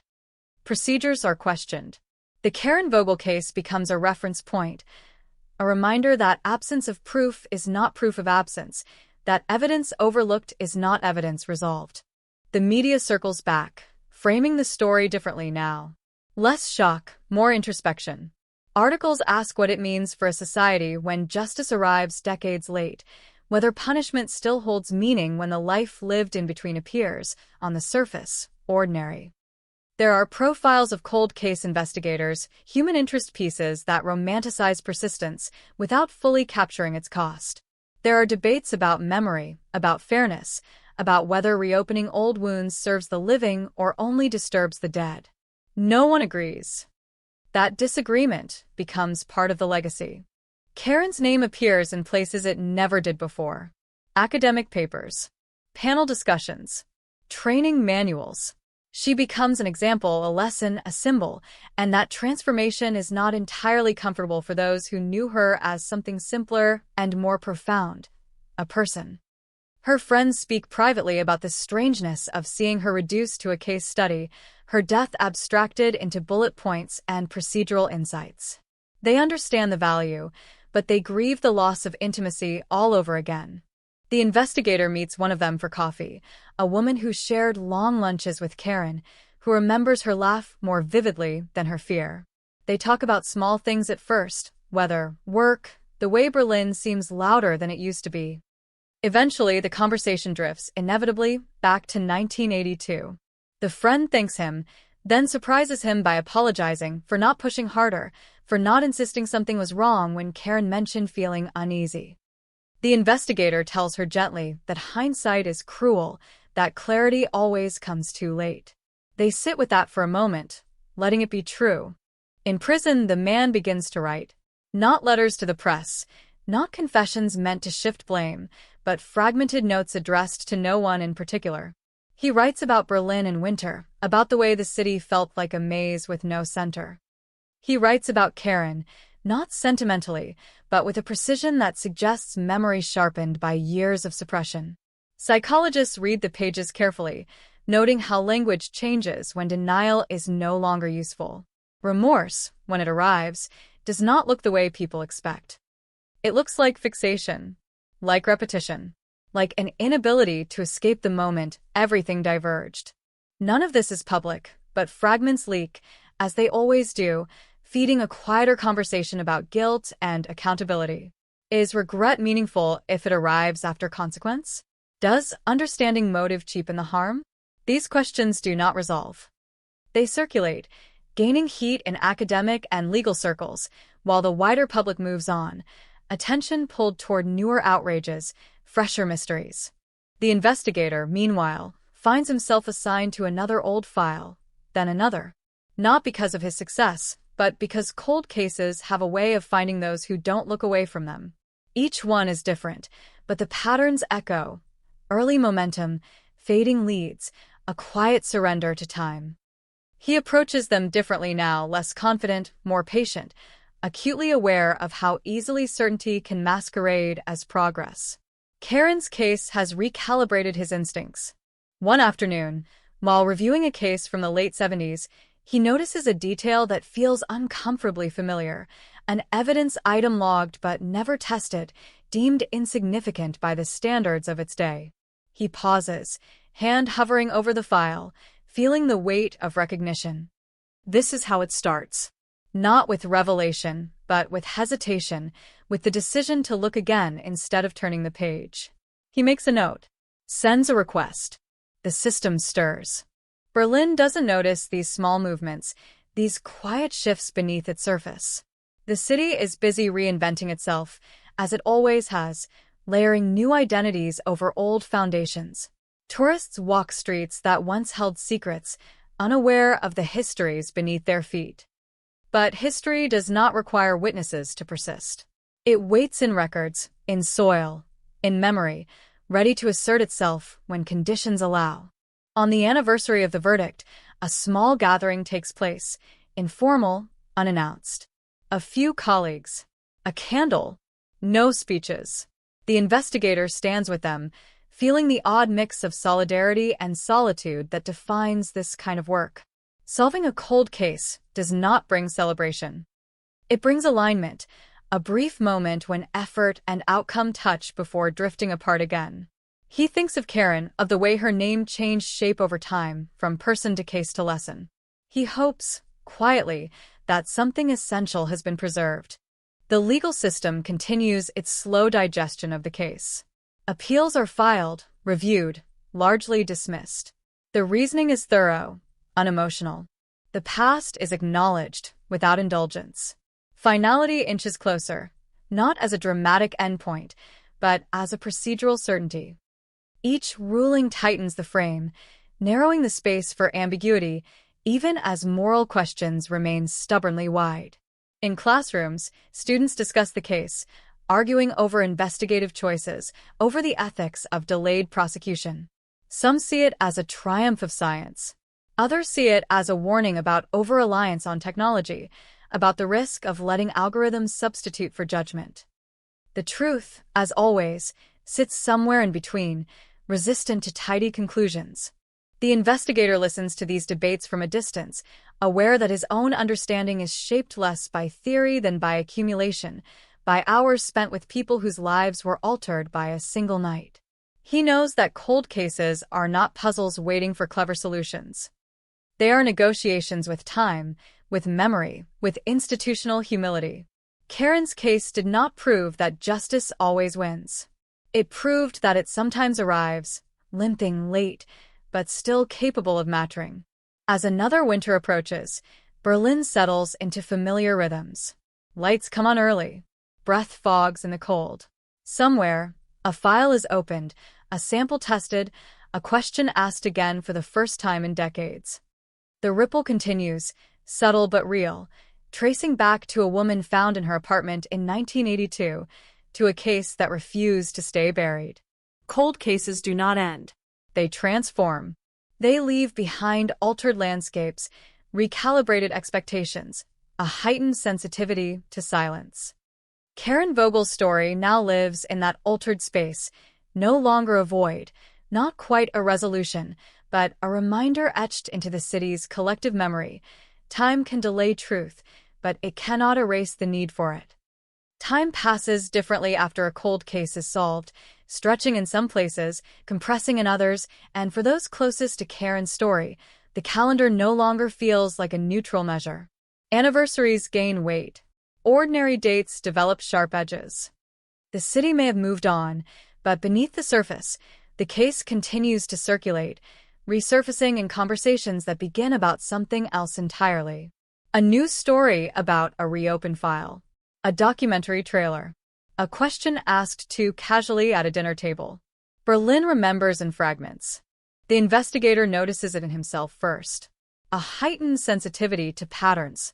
A reluctance to accept easy explanations. When a witness hesitates, he waits longer than he used to. When an answer comes too quickly, he slows the conversation down. Karen's case taught him that truth rarely arrives fully formed. It leaks. It seeps. It accumulates in corners people stop checking. This awareness becomes both a tool and a burden, sharpening his work while quietly eroding his rest. In one of the reopened files, a woman's disappearance from the mid-80s, he encounters the same resistance he once felt with Karen's case. Old colleagues warn him not to chase ghosts. Families beg him not to raise hopes that will only collapse again. Administrators remind him of limited resources, of priorities dictated by the present. He listens, nods, and continues anyway, not out of defiance, but out of recognition. Cold cases don't announce themselves as solvable. They ask to be believed in despite uncertainty. Karen's family navigates a different aftermath. With the legal process largely complete, they are left alone with what remains, a mixture of relief and emptiness that defies articulation. Some relationships deepen under the shared weight of memory. Others fracture, strained by years of unresolved grief finally shifting into something else. They discover that answers, while necessary, do not restore equilibrium. They simply change the questions. One of Karen's sisters begins sorting through old boxes, letters kept for decades without being opened, objects saved because throwing them away felt like a second loss. She finds a notebook, its pages filled with half-formed thoughts, lists, observations that once seemed mundane. Now, read through the lens of what is known, they feel charged. Mentions of unease, of a presence that lingered too long, of conversations that left Karen unsettled without knowing why. The notebook is not evidence. It doesn't need to be. It is testimony to a state of mind that finally makes sense. Excerpts surface quietly, shared among family, then with investigators, then, cautiously, with researchers studying patterns of pre-incident behavior. Karen's words are treated with care, contextualized rather than sensationalized. This restraint matters. For once, her voice is not reduced to a footnote beneath the mechanics of her death. It exists on its own terms, fragile but intact. The man in prison follows the coverage sporadically, never asking for it, never entirely avoiding it either. He learns that silence no longer protects him from interpretation. Others tell his story now, frame his actions within larger conversations about violence, entitlement, fear. He becomes less a person than a reference, a case, a cautionary example. He writes less as time goes on, words failing him where routine takes over. Consequence settles in not as punishment, but as permanence. Across Germany, cold case units continue their quiet work, inspired but not transformed by Karen's case. Success remains rare. Most files resist resolution, their evidence too degraded, their witnesses gone. Still, something has shifted. Investigators ask different questions. They hesitate before closing doors. They document uncertainty more carefully, aware that future eyes may read their notes with different tools, different assumptions. Karen's legacy is procedural, almost invisible, but real. The investigator attends another conference, this time smaller, more intimate, a room full of people who understand the loneliness of unresolved work. They talk about fatigue, about the emotional cost of living with unanswered questions. Someone mentions Karen's case not as a triumph, but as a reminder of responsibility. He appreciates that distinction. Cold cases are not trophies. They are obligations deferred. Later, walking alone through the city, he notices a plaque he's passed 100 times without seeing. A marker commemorating an event long forgotten by most, a reminder that Berlin is layered with stories waiting for attention. He wonders how many crimes have dissolved into the urban fabric, their victims remembered only by those who loved them. The thought is not paralyzing. It is clarifying. Public interest in Karen's case wanes, as it always does. New stories replace old ones. Algorithms recalibrate. The phrase Berlin 1982 cold case becomes searchable history rather than active news. Yet in certain circles, the case continues to resonate, cited in debates about statute limitations, about evidence preservation, about the ethics of delayed accountability. Karen's name appears in footnotes, in lectures, in policy drafts. It is a strange kind of afterlife. The investigator receives a letter from a student, someone who read about the case and decided to pursue forensic science. The letter is earnest, hopeful, filled with belief in progress. He reads it twice, struck by the optimism, by the faith that systems can improve, that mistakes can be corrected. He writes back carefully, encouraging without promising too much, aware that the work demands resilience more than idealism. As years continue to stack quietly, the case settles into something stable, no longer volatile, no longer actively reshaping itself. The sharpest edges dull. What remains is not peace, but integration, the gradual folding of a once-open wound into the larger story of a city that has endured worse and learned to carry it. Berlin at night hums with its familiar contradictions, history and reinvention sharing the same streets. Somewhere, someone locks a door, unaware of the long chain of events that once unfolded in a similar building, decades ago. Somewhere else, an investigator opens a file, drawn by a detail that doesn't quite sit right. The cycle continues, not out of obsession, but out of duty. Cold cases do not demand belief. They demand attention. Karen Vogel's story, once buried under years of assumption and neglect, now occupies a different space, not solved in the way people imagine, but acknowledged in the way that matters. It stands as proof that silence can be challenged, that time can be questioned, and that even in a city built on layers of forgotten history, some truths refuse to stay lost. The echo persists, not loud, not insistent, but steady, a reminder woven into Berlin's rhythm. Justice may arrive late, but memory, once awakened, does not go back to sleep. The case begins to live a quieter life, the kind that unfolds away from headlines and courtrooms, settling into routines where its influence is felt more than named. In police stations, it shows up as a pause before a file is shelved, a second look at an evidence tag once dismissed as trivial. In classrooms, it appears as a hypothetical posed without drama, a reminder that time is not an argument, only a condition. Karen's story has slipped into the bloodstream of procedure, invisible but active. The investigator senses the change most clearly during interviews.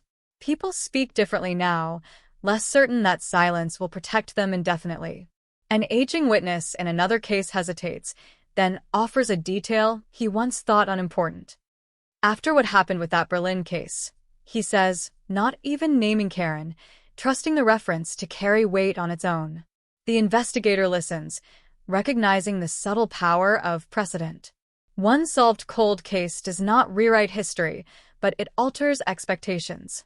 Karen's notebook becomes part of a research archive, handled with gloves, its pages digitized, its handwriting preserved pixel by pixel. Scholars debate how much weight to give pre-incident writings, how to distinguish intuition from hindsight. The discussion is careful, almost reverent. Her words are no longer evidence of a crime, but evidence of awareness, of the way danger often announces itself quietly before it arrives. In this form, her voice continues to speak, not accusing, not pleading, simply existing. The family visits the archive once, escorted through controlled corridors, shown how Karen's pages are stored, how her name is indexed. It is both comforting and unsettling to see her reduced to metadata, to know that strangers will study her handwriting, her phrasing, her doubts. They accept it because they understand the alternative. Forgetting is worse. In prison, the man settles into routine, the kind designed to flatten time into manageable segments. Days marked by meals, counts, exercise. He is no longer the subject of urgent interest. Appeals have failed. The narrative has solidified around him in ways he cannot influence. He listens to the radio sometimes, catching fragments of news about cases like his, reopened, re-examined. He wonders, privately, how many others are waiting for the past to knock on their door. The thought does not bring comfort. The investigator receives notice that the other file he flagged is moving forward, not toward resolution yet, but toward recognition. A sample will be tested. A witness recontacted. It is a small victory, procedural rather than emotional, but it feels significant. Karen's case has not just closed a chapter, it has opened a method. He is careful not to romanticize it. Most of these efforts will end in confirmation of loss, not reversal. Still, effort itself becomes a form of respect. Berlin's cultural memory absorbs the case in its own way. A theater company stages a minimalist production about time and guilt, inspired loosely by unsolved crimes of the 80s. The program notes mention Karen's case without dramatizing it. Audiences leave thoughtful, unsettled, carrying questions rather than conclusions. Art, like investigation, resists neat endings.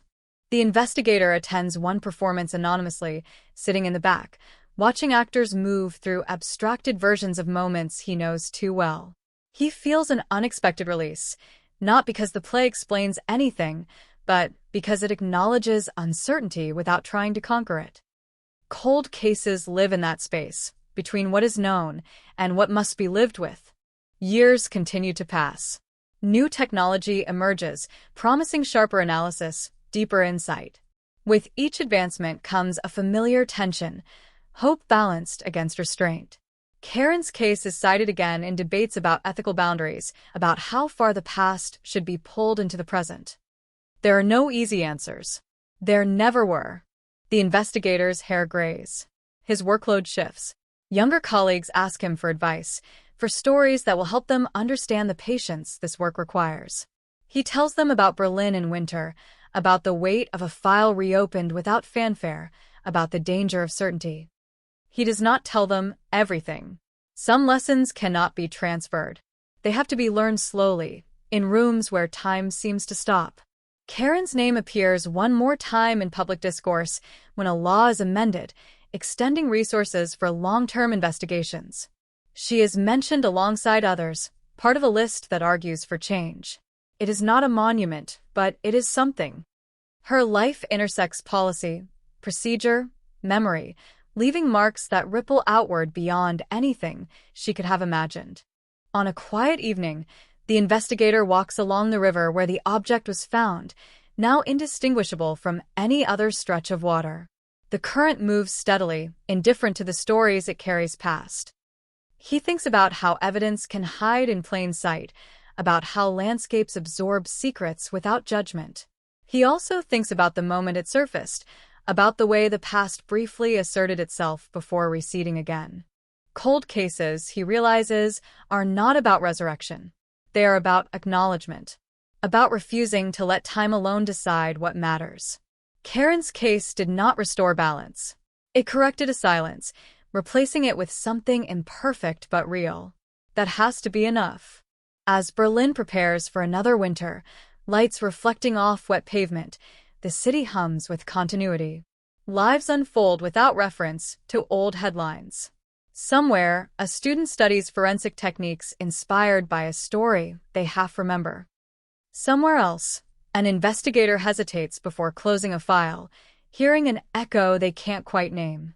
The case no longer demands attention, but it has earned it permanently. It exists now as part of the city's long conversation with itself, a reminder embedded not in stone, but in practice, that time complicates truth, but does not nullify it, that silence can be challenged, and that some stories, once brought back into the light, continue to shape the shadows long after the spotlight has moved on. The years don't announce themselves when they pass. They accumulate quietly, like dust on files no one opens anymore, and yet the Karen Vogel case continues to exert a low, persistent gravity on the people who once orbited it. Not urgency, not obsession, something subtler. A recalibration of instinct. In precincts across the city, when a detective hesitates before dismissing a lead, when an archivist flags a mislabeled box instead of shelving it, the influence is there, unnamed but unmistakable. The investigator feels it during a routine review, the kind designed to ensure nothing critical has slipped through bureaucratic seams. He reads summaries of closed cases, sees language he once wrote himself echoed back through younger hands. Insufficient evidence.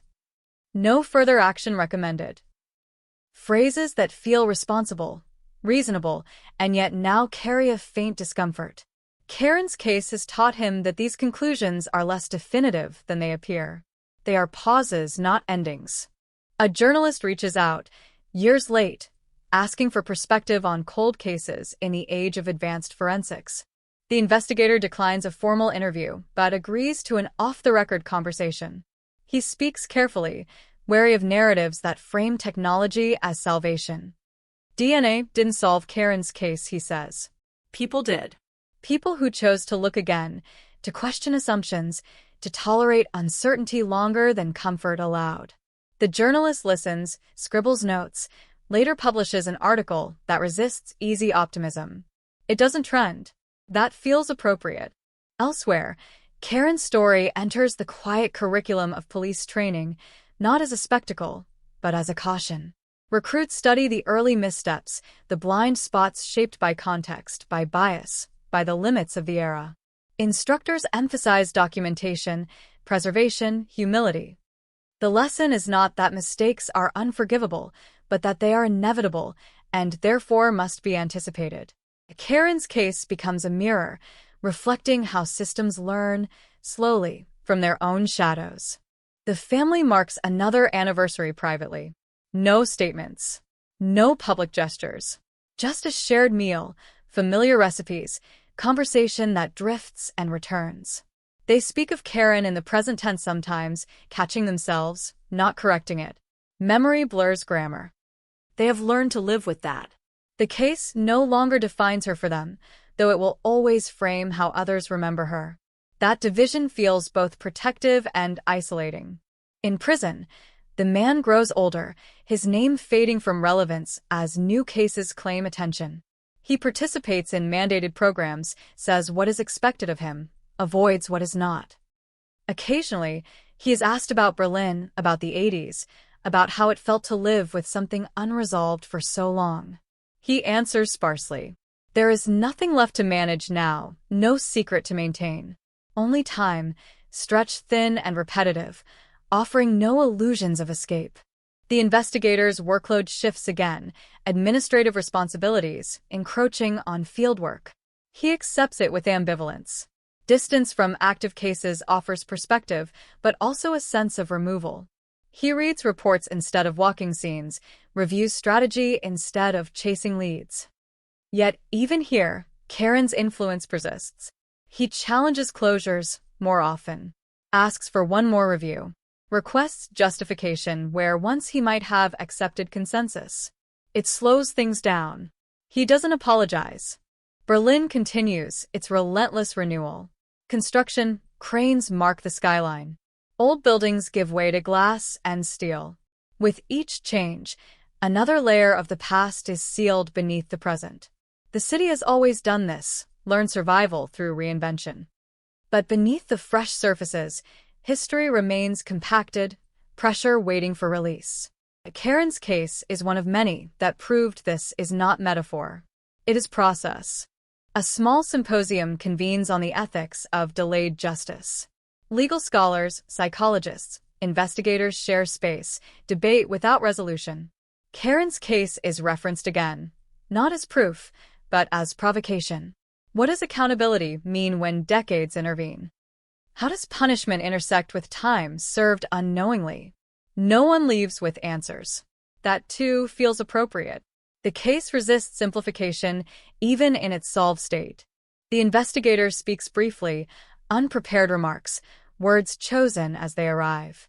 He says that cold cases teach patience but also responsibility, that time does not absolve institutions of their duty to remember, that every file closed prematurely is a decision with consequences, even if those consequences remain invisible for years.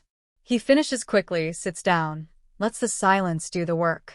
Later, alone, he revisits the moment the evidence surfaced, the improbable clarity of metal pulled from earth. He remembers the collective stillness, the way everyone sensed that something irreversible had just occurred. Not because a mystery was ending, but because the past had reasserted itself. That sensation stays with him, a reminder that truth has mass, that it displaces things when it moves.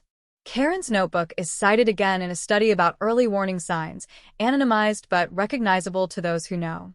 Her words continue to travel, detached from the life that produced them, influencing protocols, shaping awareness.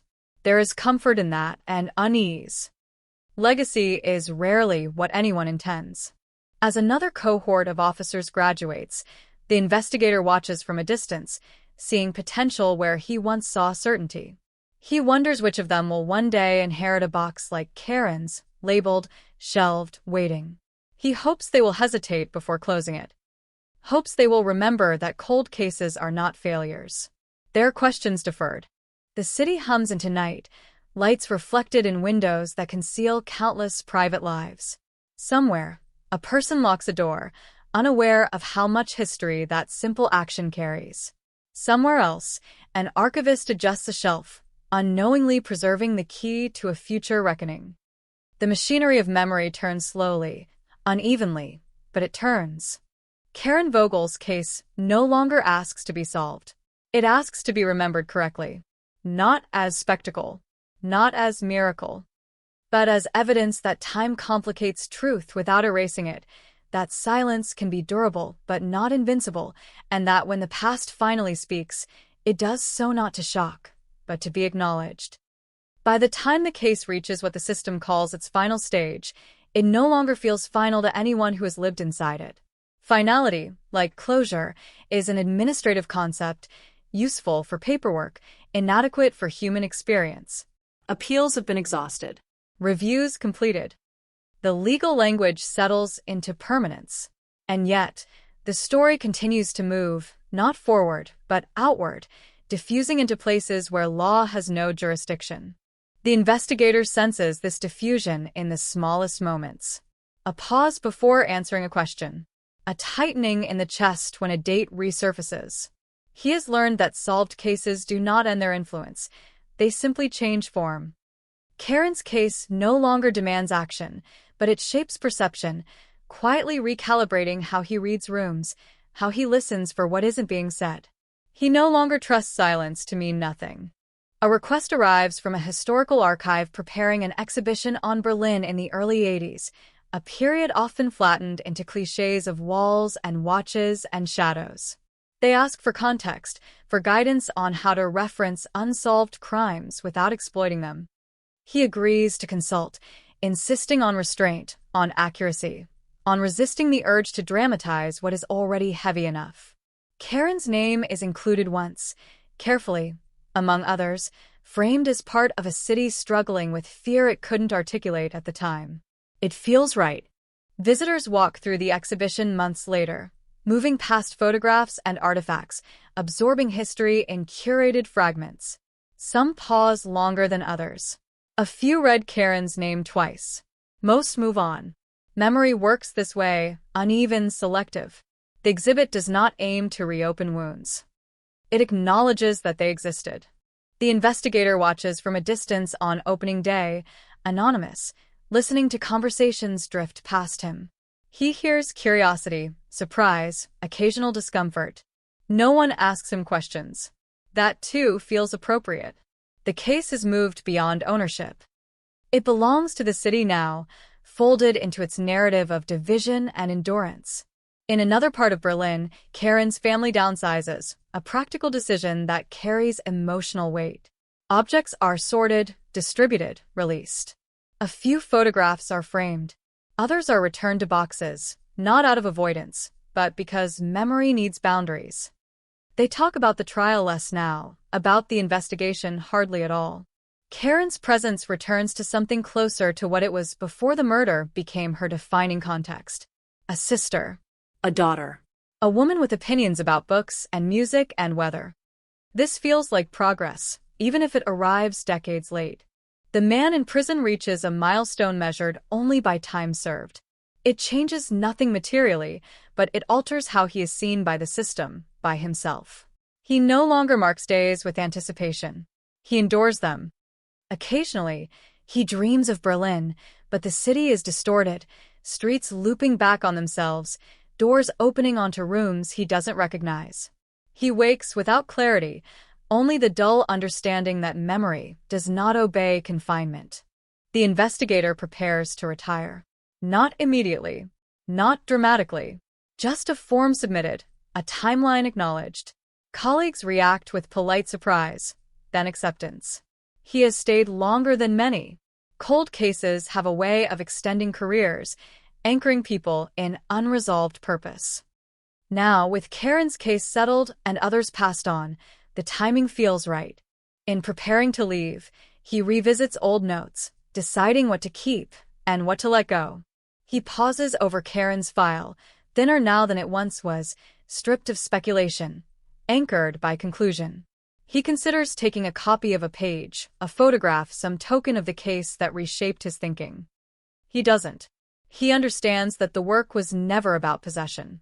It was about stewardship. On his last day, he clears his desk slowly. There are no speeches, just handshakes, nods, the unspoken acknowledgement of shared strain. As he leaves the building, he feels lighter than expected, not because the weight is gone, but because it has been redistributed, carried now by systems and people shaped in part by what he learned. Retirement brings its own quiet. Mornings without urgency. Time that stretches without structure. He walks more. Reads. Observes. And still, occasionally, a headline catches his eye. Another cold case reopened somewhere else. another long-lost piece of evidence emerging from storage or soil. He feels the familiar tightening, not envy, not regret, but recognition. The work continues without him. That is how it should be. Berlin changes again. It always does. New generations inhabit the city without reference to its older fears, carrying different anxieties, different myths. The Karen Vogel case recedes further into the background, its details known mostly to those who study such things. Yet its influence persists in protocols, in caution, in the quiet insistence that some questions deserve more time than convenience allows. One evening, the retired investigator attends a lecture on memory and justice, sitting among strangers. The speaker mentions Karen's case briefly, accurately, without embellishment. No one turns to look at him. He feels an unexpected sense of relief. The story no longer needs him as a witness. It has stabilized. As he walks home, he passes the river again, dark now, reflective, unchanged in its indifference. He stops for a moment, watching the current move past the place where the object surfaced years earlier. Nothing marks the spot. Nothing needs to. The significance is not in the location, but in the act of looking, of refusing to assume that what is hidden will remain so. Cold cases, he realizes, are less about solving the past than about shaping the future. They remind institutions to stay humble, communities to stay attentive, individuals to stay willing to question certainty. Karen's case did all of that, quietly, without ceremony. As night settles over Berlin, the city resumes its familiar rhythm, carrying its history forward without pause. Somewhere, a file is being opened. Somewhere else, a memory is being re-examined. The machinery of justice turns slowly, imperfectly, but it turns. And in that movement, the echo of a winter night in 1982 remains, not as a scream, not as a headline, but as a steady, enduring reminder that time may stretch truth thin, but it cannot make it disappear. In the end, the story does not close with a sound, but with a quiet recalibration, the kind that happens so slowly it's almost mistaken for stillness. Berlin wakes each morning unaware that one of its longest-held silences has already been broken, that a question once left unanswered has settled into something heavier than mystery and lighter than peace. The city does not mark the moment. It rarely does. History here is absorbed, not announced. Somewhere in an archive, Karen Vogel's file rests among thousands of others, its spine unremarkable, its contents orderly at last. It no longer leaks uncertainty. It no longer asks to be solved. What it asks now is simpler and harder, to be remembered without distortion. Not as a symbol, not as a lesson alone, but as a life that intersected violence and time and truth in a way that reshaped more than one trajectory. The retired investigator returns to the file one final time, not physically but mentally, replaying the sequence that led from neglect to reckoning. He understands now that cold cases are not dormant. They are patient. They wait for the world to change enough to hear them. Technology helped. Persistence mattered more. But what truly unraveled the case was attention, the decision, repeated over years, to believe that silence was not an answer. He thinks about Karen not as a victim frozen in the moment of her death, but as a presence that moved through systems, altered habits, shifted conversations. Her story became part of training, part of policy, part of a broader cultural instinct to hesitate before assuming the past is finished with us. That is no small legacy, even if it was never asked for. Berlin carries on, its streets layered with new footsteps, new stories unfolding without awareness of what came before. Tourists photograph corners that once held fear. Residents argue about rent, about politics, about weather. Life insists on the present. Yet beneath that insistence, the city's memory hums, storing and releasing meaning in unpredictable ways. In a classroom, a student listens as an instructor mentions a cold case from 1982, solved decades later. The student writes the date down, circles it, feels a spark of curiosity that may one day turn into resolve. In a precinct, an officer double-checks an evidence label instead of trusting it blindly. In a family home, someone keeps a notebook rather than dismissing it as trivial. These are not dramatic acts. They are the aftershocks. Karen's family rarely speaks publicly now. They have reclaimed her from the machinery of attention, restoring her to something closer to memory than narrative. They tell stories that have nothing to do with the crime. Stories about stubbornness, about humor, about plans that never came to be.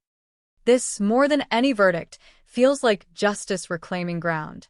The man who killed her fades into institutional anonymity, his name reduced to a record, his relevance confined to the cautionary margins of law and psychology. He is no longer the axis around which the story turns. That distinction matters. Cold cases, when they unravel, must resist the gravity of the perpetrator. The center belongs to the truth delayed, not the guilt exposed. Berlin's relationship with its past remains complicated, as it always has been. The city knows walls and divisions, knows what it means to live with unresolved history. Karen's case joins that lineage, smaller in scale, but no less instructive. It reminds the city that forgetting is not the same as healing, and that time alone does not decide what is worth remembering. As years continue to pass, references to the case grow less frequent, but more precise. Errors drop away. Sensational language loses its appeal. What remains is accuracy, context, restraint. The story stabilizes. That is how cold cases finally rest, not when they are solved, but when they stop being misremembered. On a winter evening, much like the one decades earlier, Berlin streets glisten under artificial light. Somewhere, a door closes. Somewhere else, a window stays lit a little longer than the rest. Life continues in small, unremarkable moments, unaware of how fragile continuity can be. Cold cases teach this above all else, that the past is not inert. It is responsive. It reacts to attention, to humility, to the willingness to admit that certainty is often premature. Karen Vogel's case unraveled not because it was extraordinary, but because it was treated, finally, as something unfinished. There is no music swell here. No final revelation waiting in the shadows. Just a city exhaling after holding its breath for 40 years, unsure whether the release is relief or fatigue, but knowing that something essential has shifted. The cold case is no longer cold. The evidence is no longer lost. The silence is no longer complete. And in that imperfect resolution, Berlin carries forward a truth it did not always want to hear, that time can bury answers, but it cannot bury responsibility, and that when the past is patient enough, it will eventually be heard, softly, insistently, and far too late to undo the harm. But just in time to remind us that forgetting was never the same as being free. Long after the last document is stamped and the last archive entry finalized, the case continues to exist in a space no system can catalog, a space made of memory, of instinct, of the quiet ways people change after learning how long the truth can hide. Berlin does not speak of it often anymore, but the city has learned something it cannot unlearn, and that knowledge moves beneath the surface like a slow current. On certain nights, when the streets empty earlier than usual and the air carries that familiar winter edge, the past feels closer than it should. It shows up not as images or facts, but as atmosphere. A hesitation before trusting a locked door. A glance held a second too long on a stranger's back. These are not fears. They are echoes, residues left behind by a silence that lasted for decades and then broke. The retired investigator feels it when he wakes before dawn, the room dark, the city still. He no longer thinks in case numbers or evidence chains, but in moments. The smell of old paper. The weight of a rusted object in an evidence bag. The sound of a voice shifting from denial to explanation. He understands now that some cases never truly leave you, not because they are unresolved, but because they reveal something fundamental about time and responsibility. Karen's case taught him that attention itself can be an act of justice.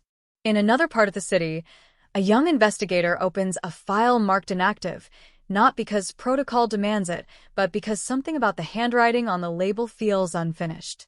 There is no dramatic reason. No intuition worthy of a headline. Just a quiet discomfort with letting time make decisions unchecked. This is how legacies actually move forward, not through inspiration, but through unease. Karen's name surfaces less and less, but when it does, it is spoken carefully. In training rooms, it is paired with reminders about humility. In academic texts, it appears in footnotes that argue for patience. In private conversations, it emerges as shorthand for a truth many find difficult to accept, that justice is not automatic and silence is not neutral. These references are small, but they accumulate, shaping behavior in ways no verdict ever could. Her family continues living in a world that no longer asks them to explain themselves. The case has stopped intruding on their grief. They have reclaimed the right to remember Karen without context, without explanation. On birthdays and holidays, they speak of her preferences, her habits, the way she laughed at her own jokes. The crime does not disappear, but it recedes, no longer occupying the center of every memory. This is not closure. It is balance. The man who killed her becomes less a presence than a fact, contained, defined, no longer capable of shaping the narrative. His story collapses inward, losing relevance with each passing year. This, too, is a form of justice, not dramatic, not redemptive, but corrective. The story no longer bends around him. Berlin absorbs all of this without comment. The city has survived larger traumas, longer silences, deeper divisions. It knows how to carry weight without acknowledging it directly. Streets fill. Buildings rise. Generations overlap. And still, beneath that motion, the lesson persists, that the past is not passive, that it responds when pressed, that it waits for the moment someone is willing to look again. Cold cases are often described as puzzles, but Karen's case proves they're something else entirely. They are negotiations with time. They test whether a society believes truth has an expiration date. They ask whether memory is a burden or a responsibility. In 1982, Berlin did not have the tools, the language, or the patience to answer those questions fully. Decades later, it tried again. The answer was imperfect, incomplete, too late to save a life. But it was an answer nonetheless, and answers matter, even when they arrive after the damage is done. Especially then. As night settles once more over the city, windows glowing sporadically, footsteps echoing briefly before fading, Berlin continues forward, carrying its stories the way it always has, layered, unresolved, alive. Somewhere, an old silence has been replaced by a quieter truth. Not loud enough to comfort, not sharp enough to shock, but solid enough to endure. The cold case no longer demands attention. It has already done its work. What remains is the understanding it left behind, that time can hide the truth, but it cannot protect it forever, and that somewhere between forgetting and remembering lies a responsibility that never fully disappears, no matter how many years pass, no matter how deep the silence once was. Even after everything that can be said has been said, the story continues to breathe on its own, faint but